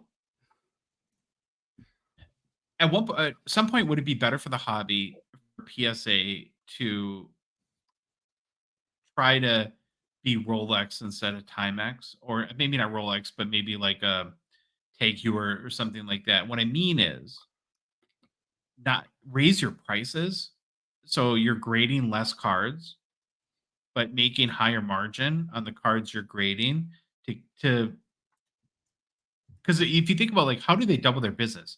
Like what would it take for them to grade 100,000 cards a day? Right? How many employees, how many graders, But they have the model. They're doing it. They have figured out how to logistically increase how to be quantity over quality. They figured it out, Josh. The pandemic, they've already done it. So they will get to 100,000 cards a day, and they will continue down that path, not the path you're presenting. Yeah, I'm just wondering if maybe for the hobby, right? Could they make the same amount of money, the same amount of profit, grading less cards by charging more? And what the cascading effect then would be is that, well, people would grade less, of course, but then you would be more picky about cards you graded, and it would make graded cards more special because we're just flooding the market with 1.5 million new graded cards. And I know we're lumping in TGC to this, so 800,000 graded sports cards every month. And 5 years from now, is there just so many graded cards that the majority are kind of worthless? Am I making sense or no? Completely. Well, yeah, you're making sense. I actually kind of agree, maybe. But another thing, too, that I always forget, I had to look it up because they're owned by Collectors Universe, which is a publicly traded company. Or no, it's private. Sorry, it's a privately traded company. Sorry, I'm an idiot. It's a private company. It's not publicly traded. So I was wondering, sometimes those public companies, they just You got to grow. You got to grow. You got to pump the number, pump the stock, but they're a private company. So it actually leans more towards maybe they do what you do. But like Phil said, they figured it out. And as long as we're going to keep sending all our cards to them and numbers aren't going to go down, they have no incentive to change. Why would they stop? Why would they? No. Because of some guy in Ottawa ranting and raving about crap on his shoe? They don't care. I wouldn't care about me either if I'm raking it in. So they would have to do 30,000 cards a day instead of 60 that they're doing and double their prices. They're not going to do that. Yeah. They're not going to do that, Josh. They're not. They got a cash cow thing going on, and they'll change, they'll pivot when they have to. Right? Maybe it'll be. And again, I'm not saying that they will, but my question, Phil, answer this, because I think Troy already answered it or gave his thoughts. Would it be better for the hobby if they graded half the cards, made the same amount of money, so it doesn't change their economics, but there was less graded cards as a result in the would that be better? And even for the value of graded cards long term? Yes to everything. I still love graded cards. I'm bitter and I'm butthurt right now, right? And I don't like it, and I love graded cards. I really do, but I'm going through my thing right now. I'm just going through it, and I'll figure it out. All right, Troy, good info. Thank you for doing that. We're going to move on. Believe it or not, we're like starting today with our 2024-25 season previews. And that's crazy. So really, because I counted the episodes up until October 8th when the 2024-25 season kicks off. And we got a lot to cover between now and then. So we're out postseason or off-season mode over the show. Now we're in the preseason. So we got to sharpen our skills. We got to make sure that we're ready to go opening night. And we're going to kick it off with looking at the potential Bedard upside. Yeah. 2024-25 year 2. So I had to look back, guys. Now, you may find this interesting, or Troy, you might have even had this thought yourself. The last time we did a major feature on the show or segment on Bedsy has been a minute. And I'm like, wow, we've kind of gone a long time. I think we all maybe got to the point where we were sort of Bedard-a-palooza out a little bit and just needed to move on to other stuff. So other than the guy that we interviewed that hit the Bedard Young Guns Checklist 101 in mid-July, it was like June 10th was really our last Bedard focus segment on the show. That's not too bad, huh? No, definitely. I mean, we did the pop count on the but the last like sort seconds, of like focus. And who knows? Maybe we're dumb. Maybe we should have been doing wall Betsy the whole time, and our show would have look how excited Betsy is to get back to the season. If you're watching on YouTube, he's pumped. He's pumped, man. Well, and actually, because it has been so long, I was kind of excited to revisit the topic a little bit of Bedard on our show. So I suppose that's a good thing too, that we didn't overdo it. All right, so we're going to break up this conversation really into two parts. So first, to make sure we're all on the same page, we're going to do a little bit mind-blowing Bedard hobby market update. And then we'll try to figure out together what we think could be the upside, if there is any upside in our opinion, on the Bedard market during the 2024-25 season, and specifically what he'll need to do on ice to keep everyone excited and to keep the chase going. So let's start with a little bit of our Bedard hobby market update, fun facts / mind-blowing hobby accomplishments. We went through this in our grading update in hobby news. So the Bedard-based Young Guns PSA 10, 5303, I think it was. Right, it was the population count. Right now, it's selling for around $850 US, up about 1% in the past 2 weeks, up 3.5% in the past month, and up 2.5% in the past 3 months. So the takeaway there, it's been pretty consistent over the last 3 months, kind of stabilized in price, even though the pop continues to go up each week. According to Card Ladder sales history, there's been 962 sales to this point for a Connor Bedard base Young Guns PSA 10. So since the release of Series 2, that's about 9 per day on average of these have sold. And what's kind of interesting when you look at market cap, so that means the current value of a card times the total population count at that grade, the market cap for the Bedard-based Young Guns PSA 10 is the 8th highest of any hockey card in Card Ladder at $4.39 million US dollars. Wow. The only cards ahead of it are basically Gretzky rookies at all the grades. So the Gretzky OPG PSA 8, the Topps PSA 9, the OPG, and then like McDavid Young Guns. What does it mean? I don't know, but it does demonstrate that the overall market value that he is driving, even just through this one card in of itself. Okay, so here's some overall Bedard market metrics that I thought were interesting. So through August, the end of last month, 57,512 Connor Bedard cards have sold on the secondary markets per Card Ladder. Go back to a few minutes ago when we were looking at the Leafs Hobby Mall Rushmore. Yeah. We're talking like 1,700 cards year to date, 2,000 cards year to date for Matt Sundin. 57,512 Connor Bedard cards have sold in the first 8 months of this year. That's the most year to date of any hockey player, including Wayne. Wow. More than Gretzky. Whew. Year to date, 1,796 Connor Bedard cards have sold for more than $1,000 US dollars. That's crazy. Whoa, say that again. How many? 1,796 sales. Of And I haven't hit $1,000. one of them. Wow. Wow, that's hitting you. That's just selling third market. How many people hit something and are holding it, right? Well, that's public. That's not card shows. Yeah, that's not Yeah. mind blowing. Wow. Right. Well, that compares to 1,542 for Wayne Gretzky and 1,327 for McDavid. So even the higher end, but the volume of high end but sales, if you use like $1,000 as your measuring stick, like we do. Now, 78 Connor Bedard cards so far this year have sold from 5,000 or more US dollars. Now, Gretzky still hasn't beat there with 148 sales because Gretzky's rookie at higher grades gets pretty expensive. So, yeah, I think at this point we got to go into our breaking news.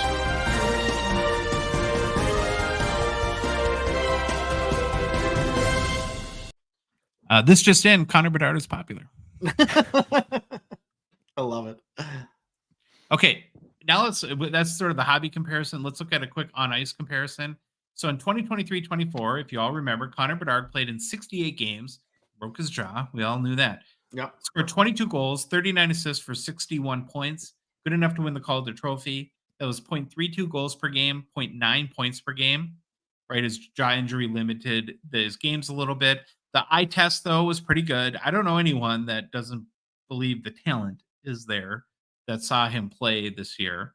But if you compare his rookie year production to other hobby elite guys, McDavid in 2015-16 played 45 games, less games than Bedard because he got hurt too. A collarbone injury, was it, or clavicle or something like that? Mm-hmm. He had 16 goals, 32 assists for 48 points, 0.36 goals per game, 1.1 points per game, so pretty similar to Bedard. And then I also compared it to, again, the hobby elite guys, Crosby, Ovechkin, and Matthews. Crosby in 2005-06 had 39 goals and 102 points. Ovi, and didn't win the Calder because Ovi had 52 goals and 106 points. And then AM34, in part because he got to play the Senators, scored 40 goals his rookie year, had 29 assists for 69 points in 82 games played. So when you compare rookie stats between Bedard and the other big hobby guys, I don't know. It seems like fine to me. I don't think earth-shattering or record-breaking. It's certainly not Timu rookie scoring year, but I put his. I don't know. I just keep coming back to the word fine. How do you guys describe Bedard's on ice, season in his rookie year? I would agree. I think it's fine. He showed stuff on ice that is absolutely amazing. He's very skillful. I am still worried about health, but if you look at what's coming up, even like this next season, I don't know, it might be fine again. But boy, there's a pipeline the Blackhawks have coming through. And I think everything's leading for him, if he can stay healthy, to just have breakout seasons like in the next 2-3 years, like 100-point seasons. But for sure, it's fine right now. It's fine. How would you describe it, Phil? What's the word you would use? I give him a B+ for last year, a B+ overall. I know they give numbers for report cards now. I don't. I find those confusing. I like letters. B+. I think his sophomore year is going to be really interesting. To jump on if he can stay healthy. I'm still big on the size thing, man. Yeah. You know, so it worries me. It just worries me so much. But hey, Johnny Gaudreau, right? He was the little guy that brought the second Martin St. Louis. Martin St. Louis brought the Theron new Fleury. revolution, brought Cole Caulfield's in and all that. And so hopefully he can stay healthy. I hope so. But and the game's different, right? You don't have Todd Bertuzzi running around out there. You don't have Dino Ciccarelli. Yeah, that's a great point. Great point. There's not thought. I mean, is Revo still around? Is he the last There's not 80s, 90s thugs anymore. Yeah. I guess Rempe is your closest thing. You know what? Speaking of Rempe, like, I don't know if I can say anything, but like at the rookie showcase, he actually talked about that. Was one of the questions that he got asked by reporters is the physical component. You don't he see was that super. very much. He was super engaging. Both Louis and I. Well, I'll bring Louis in here. We were really impressed with Rempe and how he was very humble and authentic and honest. He really came off as some of the guys were obviously like very rehearsed in their media training. I think he was more just talking. Would you agree with that, Louis? Absolutely, yeah. He was pretty fine-tuned in his answers there. Okay, thanks, bud. Oh, wait. You still doing good? You hanging in there?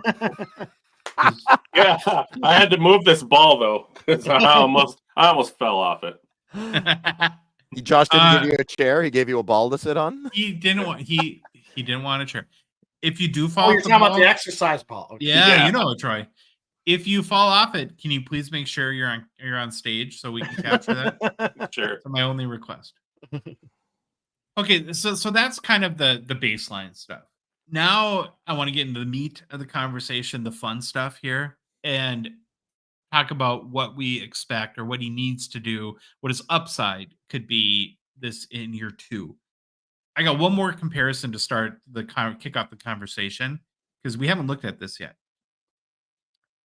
The Hobby Elite guys, so McDavid, Crosby, Ovechkin, and Matthews, what did they do in year 2 of their careers? So McDavid had 30 goals, 70 assists for 100 points.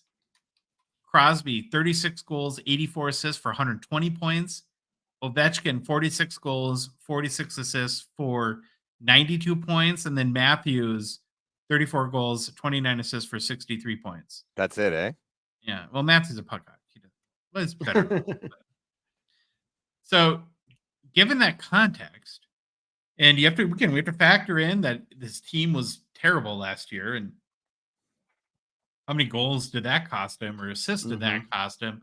What do you think that the minimum is that Bedard needs to produce this year to keep that hype going, to keep everyone excited that he again is this generational type talent? Phil, what would you like? So he had what?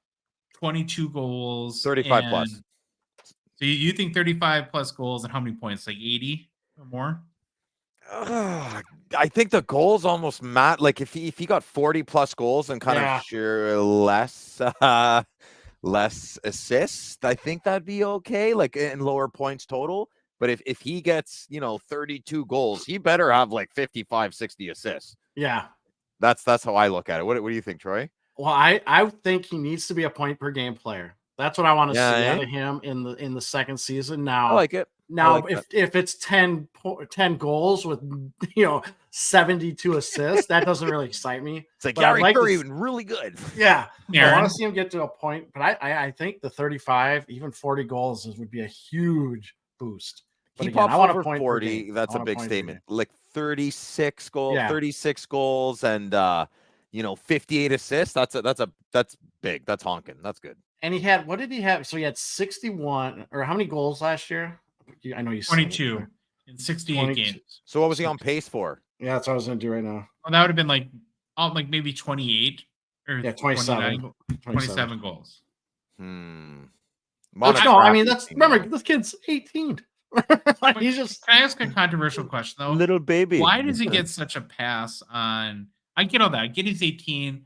I get his team was terrible, but there's a part of me understanding all those arguments that, well, and I know it's a different era, but team went 76 goals, and we're supposed to be super excited about 22 for Connor Bedard. And you look at Crosby and Ovechkin had 100 points their rookie year. I'll give the argument for Slonny. Slonny came over when he was 22, and he had played with men basically when he got to the NHL. He knew what he was getting into. McGillney was older too.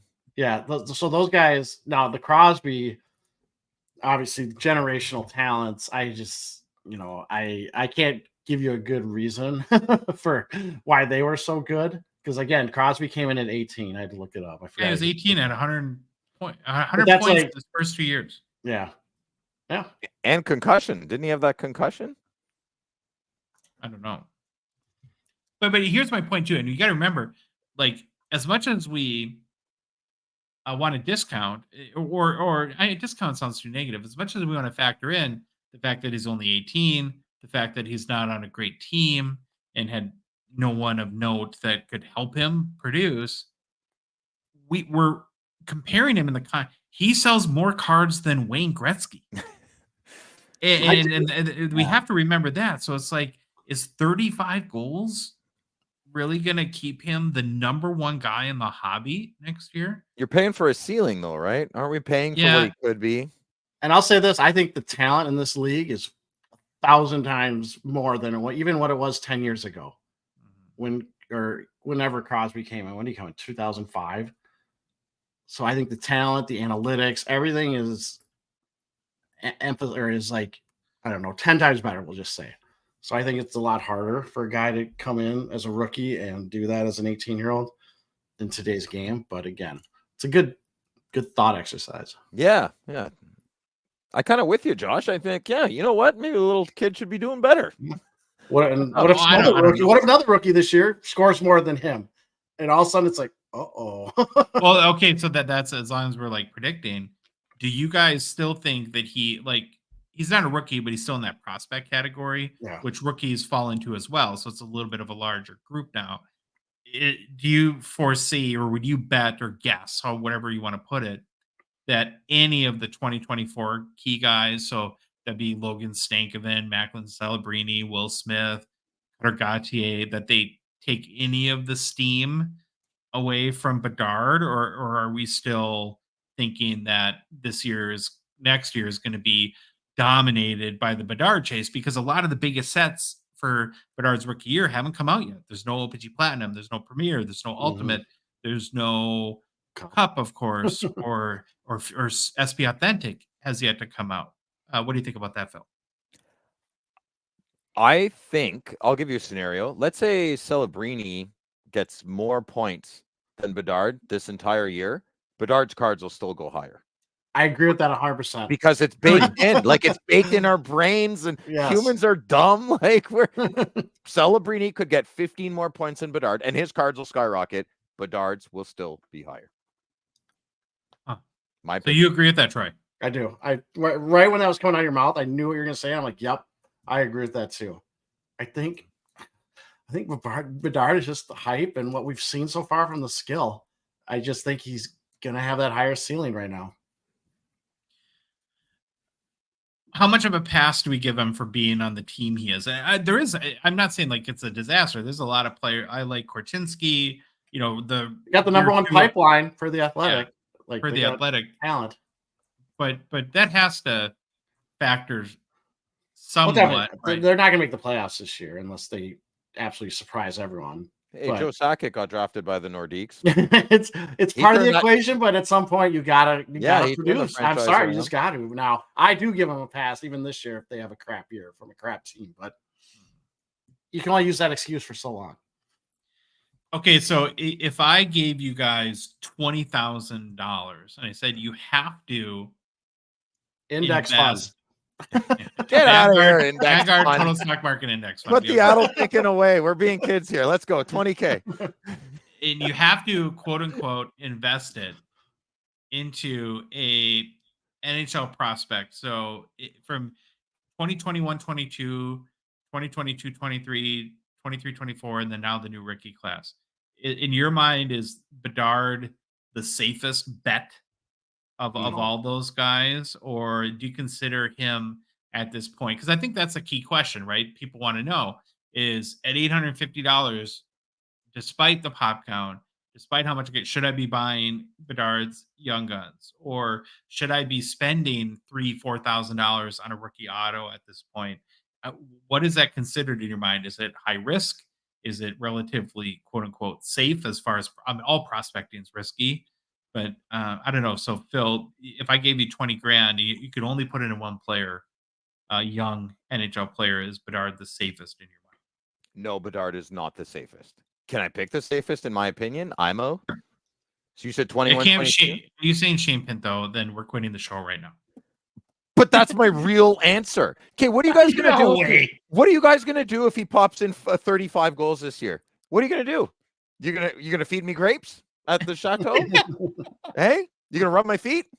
Someone better. I'm picking Shane Pinto for breakout season this year, or Tim Stutzel's 2021. Never mind, can't pick him. But I'm not betting on Bedard. I'll stay away from Pinto. I'm picking him, but I'm not putting all my money on Bedard. You'd be smarter to put it on Celebrini. You think so? Okay. Yeah. Can I re-ask that question to you before you get to if you somebody who doesn't play for the Senators, because you're obviously a little So I would put it. I love Celebrini. I really like that kid. He's awesome. I know he comes from a little pedigree type of family, but he's really good, man. He's really good. He's got a good attitude. If he sucks at something, he wants to be better at it. That's like Crosby, right? He wasn't good at face-offs, worked all season. He's the best at face-offs. Yeah. He's got that Crosby attitude. I'm a big fan of that kid. And I like Bedard too. He answered our question nice. Yeah. Maybe I'm a little biased, little friend of the show. You know? Yeah, he was funny, personable. That's good. Yeah. Okay, so you go Celebrini. Troy, if I asked you, you have 20 grand, you have to invest in a young NHL prospect. This isn't me. I'm so bad at this. I know, but you what years can I be from? 21, 22 or later. Okay, it wouldn't be Bedard. I'm too scared of Bedard's health with how tiny he is. So I'll go Wyatt Johnson. He's the guy that excites me. He's the guy that excites me the most right now. He's fun to watch, Troy? And he's big kid. Yeah, it'll only be his third year, but he got 30 goals last year or something. So he's kind of that team is loaded with he kind of excites me. So that's what I would go with. But yeah, Bedard will always scare me right now with his size and once you start getting face, he has a guy in concussion chat, so that's good. But it's like I said on our panel, it's like these guys that are his size, 5'8", and obviously we've had examples of guys succeeding, but when body checks are laid on them by a 6'1", 6'2", shoulder is right at head level for them, and it's and he's 18, right? Like his bones aren't dense yet. Like you don't fill out till like 25. You know, he's still growing. I mean, yeah. Okay. Now, the original point of this conversation is upside. Yeah. So we talked about like minimum expectations. If his Young Guns is there upside, or is it conceivable that there's upside? Like for his Young Guns to be selling for 50, considering that there will probably be 7,000 at the time, not just 5,300. What would he have to do to have a dramatic rise? I mean, if he gets, and this kind of goes a little bit back to the minimum expectation thing a little bit too, right? It's like, what if he scores 100 points or he scores 50 goals? Does that knock him up into Crosby and Matthews values territories on like Young Guns and stuff? Like we don't know what his cup cards are going to be worth yet because they're not out. I don't know how his Young Guns can increase in value given how many there are. Yeah. Unless he scores 200 points. I can't see it. Like it's just, there's so many. It's such a commodity. Go to get something else. Go get the Outburst Silver or something. Get at least something that's shorter printed than that base one. Go for the Future Watch Auto when it comes out. Yeah. OPG Premier. I love those. Yeah, I can't see that thing. I mean, he'd have to have such a consistent, high producing career for that to go up, I think. Right? It's just so many of them. Unless there's a bunch of people like me buying them, like when I bought my Kaprizov. If you get a bunch of those people out there, then hey, game on. When I've McDavid, actually thought a lot about this. Oh, sorry, Phil. no, go but ahead. To me, the upside in Bedard in year 2 is, again, I'm going to go back to, we're still going to have all these huge sets coming out. And we know what happens when big sets come out is like the Future Watch autos. People are going to go nuts. And the prices are going to be insane. But about half of his sets are out now. And so as the hobby is just going nuts over his seismic golds and Future Watch autos and premier RPAs, I think the upside is finding value buys in sets that are old news at this point. So going back and finding those OPG Premier cards from OPG Paper that aren't the shiny new thing anymore. And again, as we've talked about in this junk variety era, finding the cards that are separated above the rest, that are seen, put on a higher level in the hobby, but that have been out 6 months, have been out 8 months at this point. And, well, people are just, again, all distracted by the Future Watch autos and finding values on those, where if he does produce at a high level, that you could build value that way. That's honestly as all the time this weekend I put into thinking about this, that's the best answer I came up with. What do you think about that, Phil? Yeah, no, I completely agree. I'm really excited in November for that's why I want sports SP Authentic to come out before the expo, so I can gobble up as much. Like, I want that OPG out of 75 Connor Bedard Premier card. I want that card. There's only 75 of them. I'll pay X dollars for it, and that would definitely be cheaper if SP Authentic came out, because everyone's chasing his flop. I agree with you. Do you like that strategy, Troy? Yeah, it's dead on. I mean, unless something drastically goes wrong for Bedard at the opening couple weeks, I think pretty good idea. Theory. Or like the black border retro OPG card out of 100. Oh, that thing is so awesome. Is that out of 25? 100. Sorry. So that'd be not going to get. Well, we want to know what you guys think. So again, leave comments on YouTube, message us on social media. No right answer, no easy answer to any of this, but hopefully, if you're in the bedseed mind frame, you're part of the chase, you want to continue to participate in Bedardapalooza, that this gives you a couple good things to think about. Well, very exciting. Now we're going to move on to everybody's favorite, what people can't wait for. He took a week off last week while he was in the wilderness doing shows in his pickup truck with bears about to eat him. It's time for what puts the glow in Phil's flow. We couldn't hold you back. Your time to shine, Phil. Although the segment, this might be a little bit of news to you, and we're open and honest here on our show. Okay. It's almost got axed by our lawyers. We use the legal firm Celebrini, Horton, and Bedard. We had some very tense meetings, Phil, with the lawyers about you. Troy cried. Oh, Troy Bear. But Troy and Babalui and I, we stood our ground and we fought for you. And we did reach, ultimately, an agreement that protects our show, which our lawyers, they want what's good for all of us. They want to protect the show, but we also want to make sure that you get to do your thing. And so what the agreement was is that, just like you see with like pharmaceutical ads or other commercials, we have to do a little bit of a legal disclaimer now before I'm getting nervous. What's going on here? You guys know what's going on. I don't know what's going on. Yeah. And these very inexpensive lawyers, they wrote up a legal disclaimer that we have to play so you can get started. Does it sound good, Phil? Are you ready? So again, everybody listening, just to protect the show, please listen and pay attention to this. Sorry. Got a phone call. Okay, here we go. Opinions expressed in this rant are his own thoughts and do not reflect necessarily the opinions of the Hockey Cards Gongshow podcast. We're not even sure he knows what he's saying as he gets excited and his hands start to wave and then he pretty much blacks out. He's also mean regarding Josh's personal pickups, and finally, he doesn't even know how many provinces there are in the country he lives in. Okay. Fantastic. That was really, really good. Thank you. So here we go. Now that all the legal stuff is out of the way. All legal stuff's out of the way. It's now time for what puts the glow in Phil's flow. All right, boys. Thank you very much. So we're going to be positive this week. It's September. Summer's over. Onwards and upwards with the sports, especially hockey. So here we go. We're just a puck drop away from the 2024-25 NHL season, and this year promises to be nothing short of fantastic. We've had a great offseason of trades, some roster moves, and some big stories brewing in the world of hockey cards and our hockey world in the NHL. If you thought last season was a banger, wait until you see what's coming up this year. Askarov to the San Jose Sharks. That's pretty huge. If you're a goalie collector, is now the time to start hunting down those Askarov Young Gun rookie cards? I don't know. You should probably look into that. His potential could be super, really, really good. Maybe not, though. So we're talking about a guy who can maybe flip the Sharks' entire fate from bottom dwellers to playoff contenders. San Jose's goaltending was suspect last season, and with Askarov now in the mix, throwing a little Celebrini, it might be like throwing a couple of great whites into a goldfish tank. Snagging an Askarov Future Watch auto should also be on your radar this year. You might want to do that if he's your guy. Moving on to the Oilers.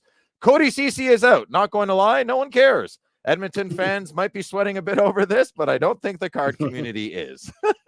Ceci had a solid role last year, but a 54 IQ, and now that he's off the team, this could be a sneaky play for a young, unproven player to break through the ranks and for the card collector to find that diamond in the rough before anyone else. Prospecting, as we like to call it. That's the thrill of the card HUD, isn't it? Leon's big payday seems to solidify McJesus signing long-term as well. So those Oiler cards seem to be staying in those PCs even longer now. Let's not forget, we've got Ryan McLeod now in Buffalo. This dude's been a sleeper pick for a lot of collectors this summer. In Buffalo with Tage Thompson and that young core, I don't know, man. That sounds like a pretty good Buffalo team. McLeod stats are bound to spike this year, and with that, we all know what comes next. A price jump for his cards. Maybe. I don't know. Don't ask me. Start digging those Tage Thompson cards out of your boxes because Buffalo's got something cooking this offseason, and I think it'll translate well to this year's hockey season. Now, as an Ottawa fan, I've got to say we've made some big moves this offseason. Signing Allmark, thank you, to solve our goalie woes was one thing, but trading Jacob Chikrin for Nick Jensen, I don't know what that was, but adding David Perron, not too shabby. So laugh at their ages all you want, everybody. Time will tell if these old farts can help our young boys bring home Stanley Cup. Shane Pinto is coming into his fourth year this year, and he has something to prove. I would bet on it, but Shane, please, I don't need you to. We're talking about my Sens team that's hungry for the playoffs. When you watch your favorite player's card value rise in price because your team's finally putting the pieces together, that's the sweet spot. Or is it? Personally, I would never know if my cards are rising in price because they always seem to be tanking. But let me tell you, Allmark's cards are about to go through the roof if he lives up to the hype. I actually have no clue what his prices of his cards are at. I don't tend to buy traded players to my team unless they've been here for a few years. Imagine buying a bunch of DeBrincat's cards.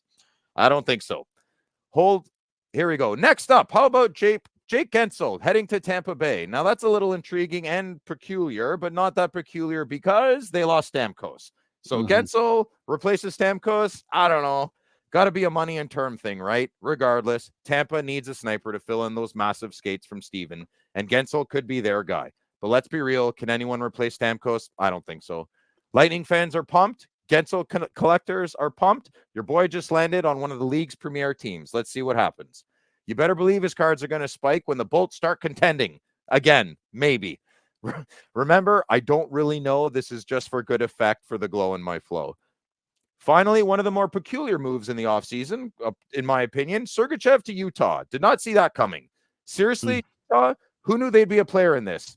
Most thought this was an untradeable contract, but here we are with the magic GMs can make, and they just seem to acquire contracts. This move just feels bizarre, but hey, we've seen stranger things in the works before. It's not a stretch to say Sergachev could turn into Utah's franchise guy. For a defenseman, I don't know. And collectors, is this the time to pounce for him? Personally, I wouldn't pounce on Sergachev's cards because he hasn't really lived up to that monster contract, but hey, you never know. Either way, it's super exciting. Utah's first season could lead to Sergachev being the face of the team. Probably not. And his card values could skyrocket. Probably not. Now let's talk some more hockey cards. If you haven't heard, there's $1 million bounty for the Young Guns 1-of-1 Connor Bedard, which hasn't been found yet. But that's just the tip of the iceberg. What's the real mystery now? The prices for Bedard's other cards, his Future Watch autos, his flops, his patch autos. We know there's going to be 999 of them, but you can bet the demand will be through the roof. How expensive are these cards going to get? Honestly, it's trying to like predict how many points Bedard will get in his sophomore year. Hey. It's anyone's guess, but it's definitely going to be really, really high. If you're lucky enough to pull one of these patch autos, if you have the bank account enough to buy one of these cases, you might want to hold on to those tight, or you might want to trade it right away. Another part of why this season might be exciting. Who knows what you should do? It could be one of the most coveted cards of this year, especially once we see how Bedard performs with a full season under his belt injury-free. Or maybe you should sell the card. I really don't know. I tend to overpay for my wants and desires. Probably just best to wait for Sylvain on his next episode with the Confessions of a Card Dealer. Yep. He wouldn't know either, but he can give you a much more guided and educated direction than this dodo bird here can. So this season is shaping up to be one of the most exciting I've been waiting for in years.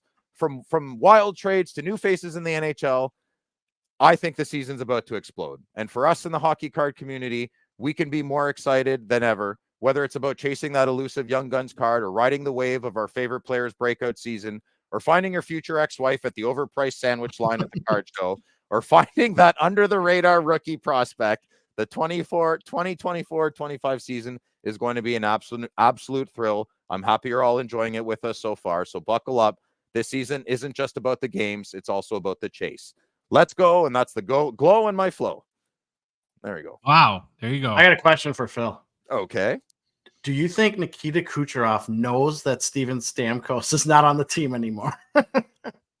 That I would flip a coin. I would say he's that disengaged. I always think about that guy, just how he's just so indifferent. It's like, do you even know that Stamkos isn't there anymore? Yes, he probably knows. I get it, but he'd probably just look at you and just like go. No, That's okay. all you'd get. No words, Okay. just a little nod. Yeah. Yeah. So nothing specific. I just wanted to try and blend in some hockey Good.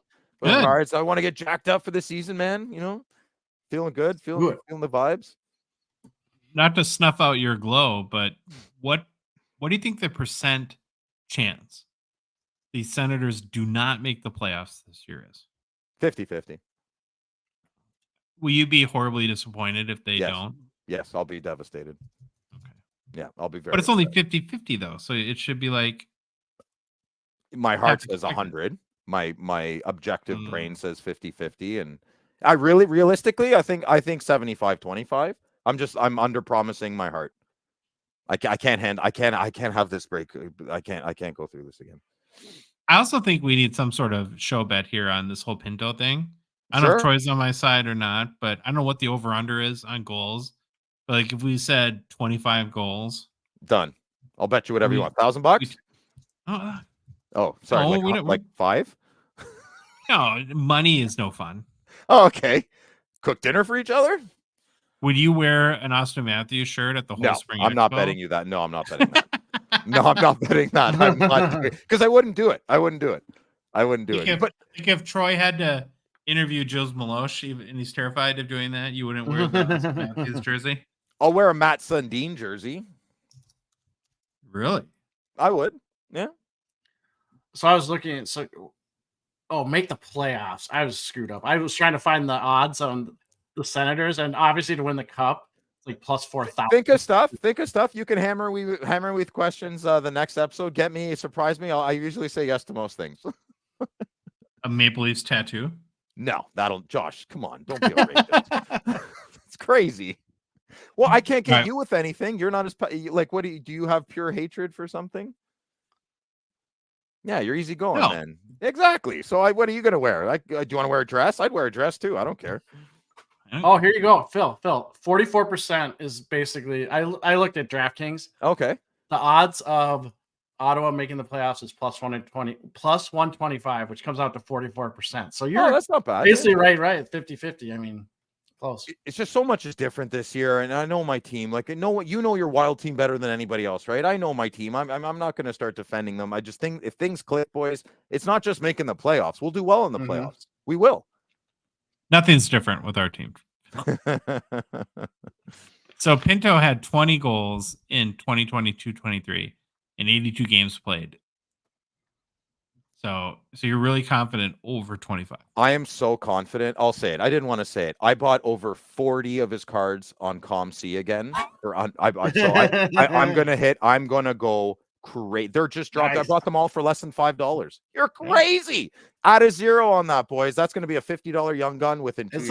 Isn't that just not on this topic, but isn't that the best thing in the world when someone you like to PC, you go out to like ComC and stuff is so cheap sometimes, and you just or any Troy, site I was actually killing it last night. Yeah, like Louis, you can't sleep. Go on ComC, get the credit card. There, good. Wait, Louis did. Louis had a campfire purchase, didn't you? Yep, I did. We're such dudes, man. There we go. So I love it. wait, you're okay, Louis? You're still awake? Do we need to get you anything? Nope, I'm here. Okay. Just keep this bus rolling, man. Yeah, just keep Louis talking. like, hurry Let's up. go. Louis like, time. Yeah, he wants to go to bed. Okay, Phil. So just before we move on, how many Pinto Young Guns do you have now? So I don't know. I can't give you over 350. Yeah, I'm gonna hit 500. Yeah. But can we not air this till like Wednesday? Because No. Okay, we can air it tomorrow. But anyone the good listener, stay away from Pinto Young Gun. Well, there's none under $10. I bought them all. I cleaned the floor. I bought the floor, as they say. Yeah. Are any of them graded or are they all raw? No, raw, just all raw. Okay. Yeah. Wow, that's I don't know if that's either like insanely smart or really insanely you're really dumb. Yeah. I basically doubled down on my dumbness before. That's probably not going to go well for me. Yeah, all right. Well, we'll see what happens. And we'll come up with a bet, maybe. Yeah, I like bets. I like it. I'll run down the street in underwear or whatever. I don't know, something weird. Do it. I'm an exhibitionist. We don't want to punish the world. Punish? We could charge extra. Oh boy. Fanatics Collect as a Gongshow partner and sponsor. We like to take this opportunity to thank them for their support. The Fanatics September premiere auction is live now. Runs through September 15th. 86 total cards available in this month's premiere auction. 3, that's the number 3, are hockey cards. Now, this isn't a math show, but that's 3.5% of the cards in the premiere are hockey cards. So see, Mom, nice. I am smart. There's not just 3 hockey cards. There's 3 monster hockey cards. I like all these. Phil will like 2 because of his irrational distaste for the blue and white. But okay, here they are. One's a 2019 Upper Deck the Cup Black Austin Matthews NHL Shield Patch Auto 101 BGS 8.5. This card is actually sold twice before. Last September, the premiere sold for $9,000. Then in February on eBay, it sold for $11K. It is a game-used Matthews Shield Patch Auto 101 from the Cup. And, Phil likes this card so much, he apparently died and left the show. But it was a great run. I told him he had to run. I told him go quick while we're doing this. Okay. So you like this card, Troy? It's pretty cool, hey? I do. I'm not a big Shield guy, but I think this one looks fantastic. I think it's a really nice design card. I don't know what you do with the auto. That's where it has to go, I guess. I mean, there's nowhere else for it to really fit. It just seems odd at the top, but I don't know where else you put it. It looks great. I mean, even without the auto, this card's fantastic. Like this, it looks really nice. So that's the first big one in the premiere auction. Next is a 1985 OPG Mario Lemieux rookie SGC 10 gem mint. Also got the superior eye appeal rating from Fanatics Collect, putting it in the top 5% of copies. Very, very nice card here. Yeah, just nice. And then finally, there's a 2015 exquisite. Okay, Phil's back just in time. It's a 03 Tribute Gold Spectrum Connor McDavid rookie patch auto out of 5 BGS 910. Looks like Phil whipped off his headphone so fast that he probably broke them. I think he's on screen, but I don't think he can hear us. Yeah, look at him. He's like, what the heck? I thought this. Oh, there we go. You back? I'm back. You okay? I thought I broke my headphones. I dropped them. I know. That's what Josh. We were doing you as you looked at your headphones. Like, oh, Here's Oh, my Well, heads I up. Oh, had they're to- broken. I I had to pause a little bit because this card on screen in the current Fanatics Collect Premier Auction is the 2015 Exquisite 03 Tribute Gold Spectra McDavid Rookie Patch Auto out of 5 BGS 910. That's a nice card, Phil. Right up your alley. Gorgeous. I actually I would prefer the out of 25 or 50, but the golds they're way out of my price range. Like, Is that why? Just because the price gets so? yeah. If I could score it, great, but I generally wouldn't. What's the price on this right now? Don't know. I got it. A Hold on. few thousand. 13,500. Yeah, 5 figures already. How many days to go? 7.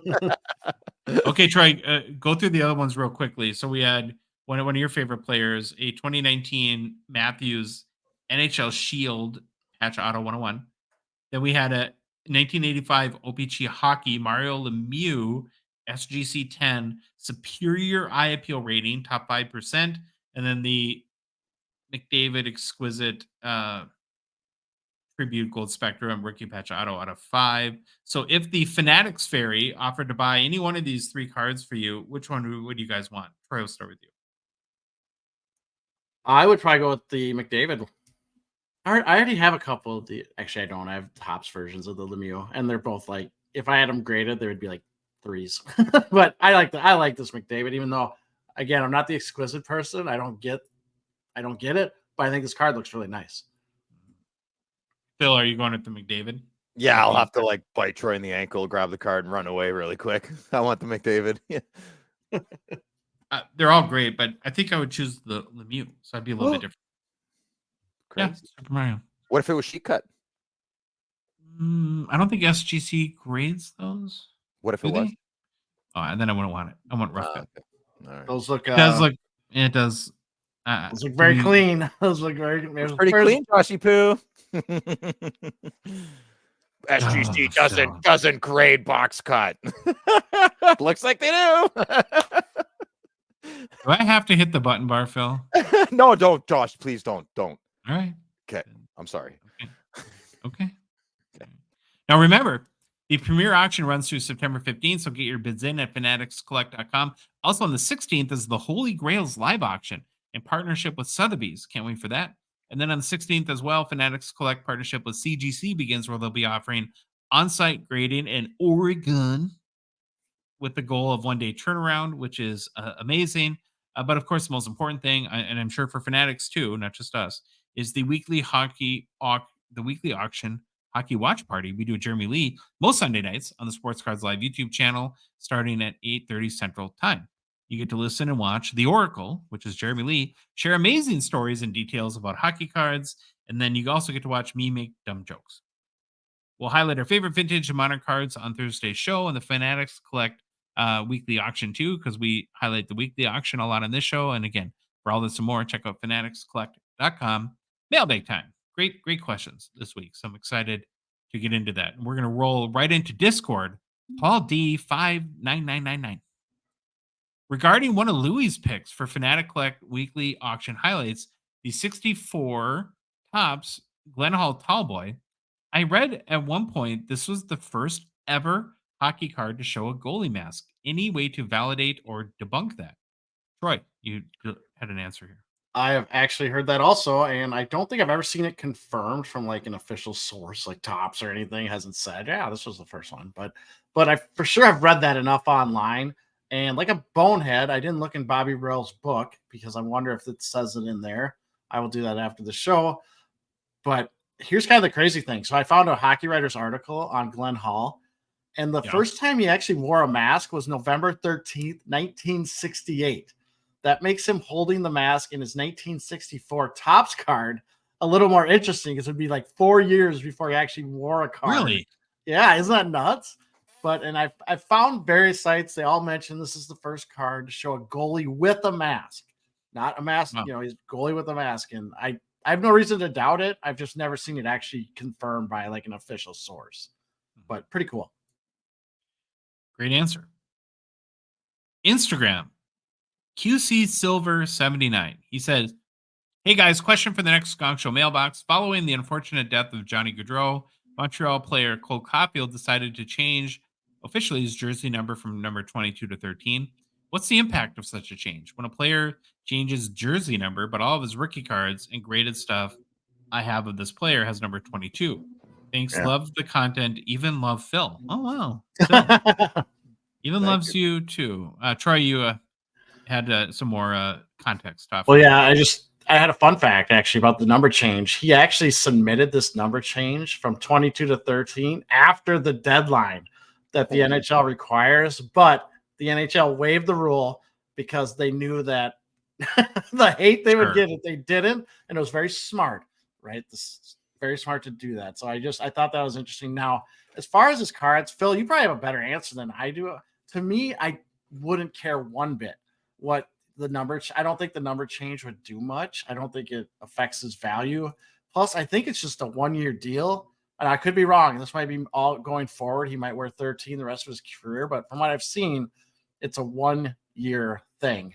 So I'm not sure the impact is or there is any impact when he changes his jersey number. But I said maybe for the serial card numbers this year, when he's actually serial card 13 versus 22, that might be something. But that's about it. I don't know if you have if you've seen this happen before. Where the hobby wise, I'm not a jersey card guy either. But I know there's a certain group of people that like to have certain jersey numbered cards. When it non-hobby related, I think it really ticks people off that have the jersey with their number on it, because then they have to go buy the new jersey. Yeah, that's a good point. I see that on Twitter all the time. I would give an exception for this. I would go buy one just to, I don't know if he announced anything like jersey sales, if he would be donating anything or what, but that'd be kind of interesting. Yeah, I think for collectors, the whole jersey number thing, whether it's 13 or 22, as long as it's a card where he's wearing a 13 jersey, it's 13, then it's fine. But I almost wonder though, like, as we know, sometimes sets feature weird angles of a player where you don't see their number. And so now what if a 2023-24 set comes out and you can't see the number on the jersey? Do you go basically off of what his numbers look like? For the serial number. Oh, yeah. Probably. Right, because it could be debatable there. Yeah. Grotman really likes jersey numbers, eh? Like, all it takes is a couple of big collectors be like, "Oh, jersey number," and then everyone kind of follows suit. Yeah, yeah. I'm not a big fan of them. All right, Facebook, Jason James. Hey guys, really enjoy your podcast. I've been listening pretty much since the beginning. I really love collecting, and especially collecting with the kids. Unfortunately, prices are sky high. I remember getting the kids' hobby boxes of OPG back when they're close to $75. It was reasonable then. OPG offered fun, vibrant cards with real possibility for big hits. Can you discuss thoughts on encouraging young ones to collect?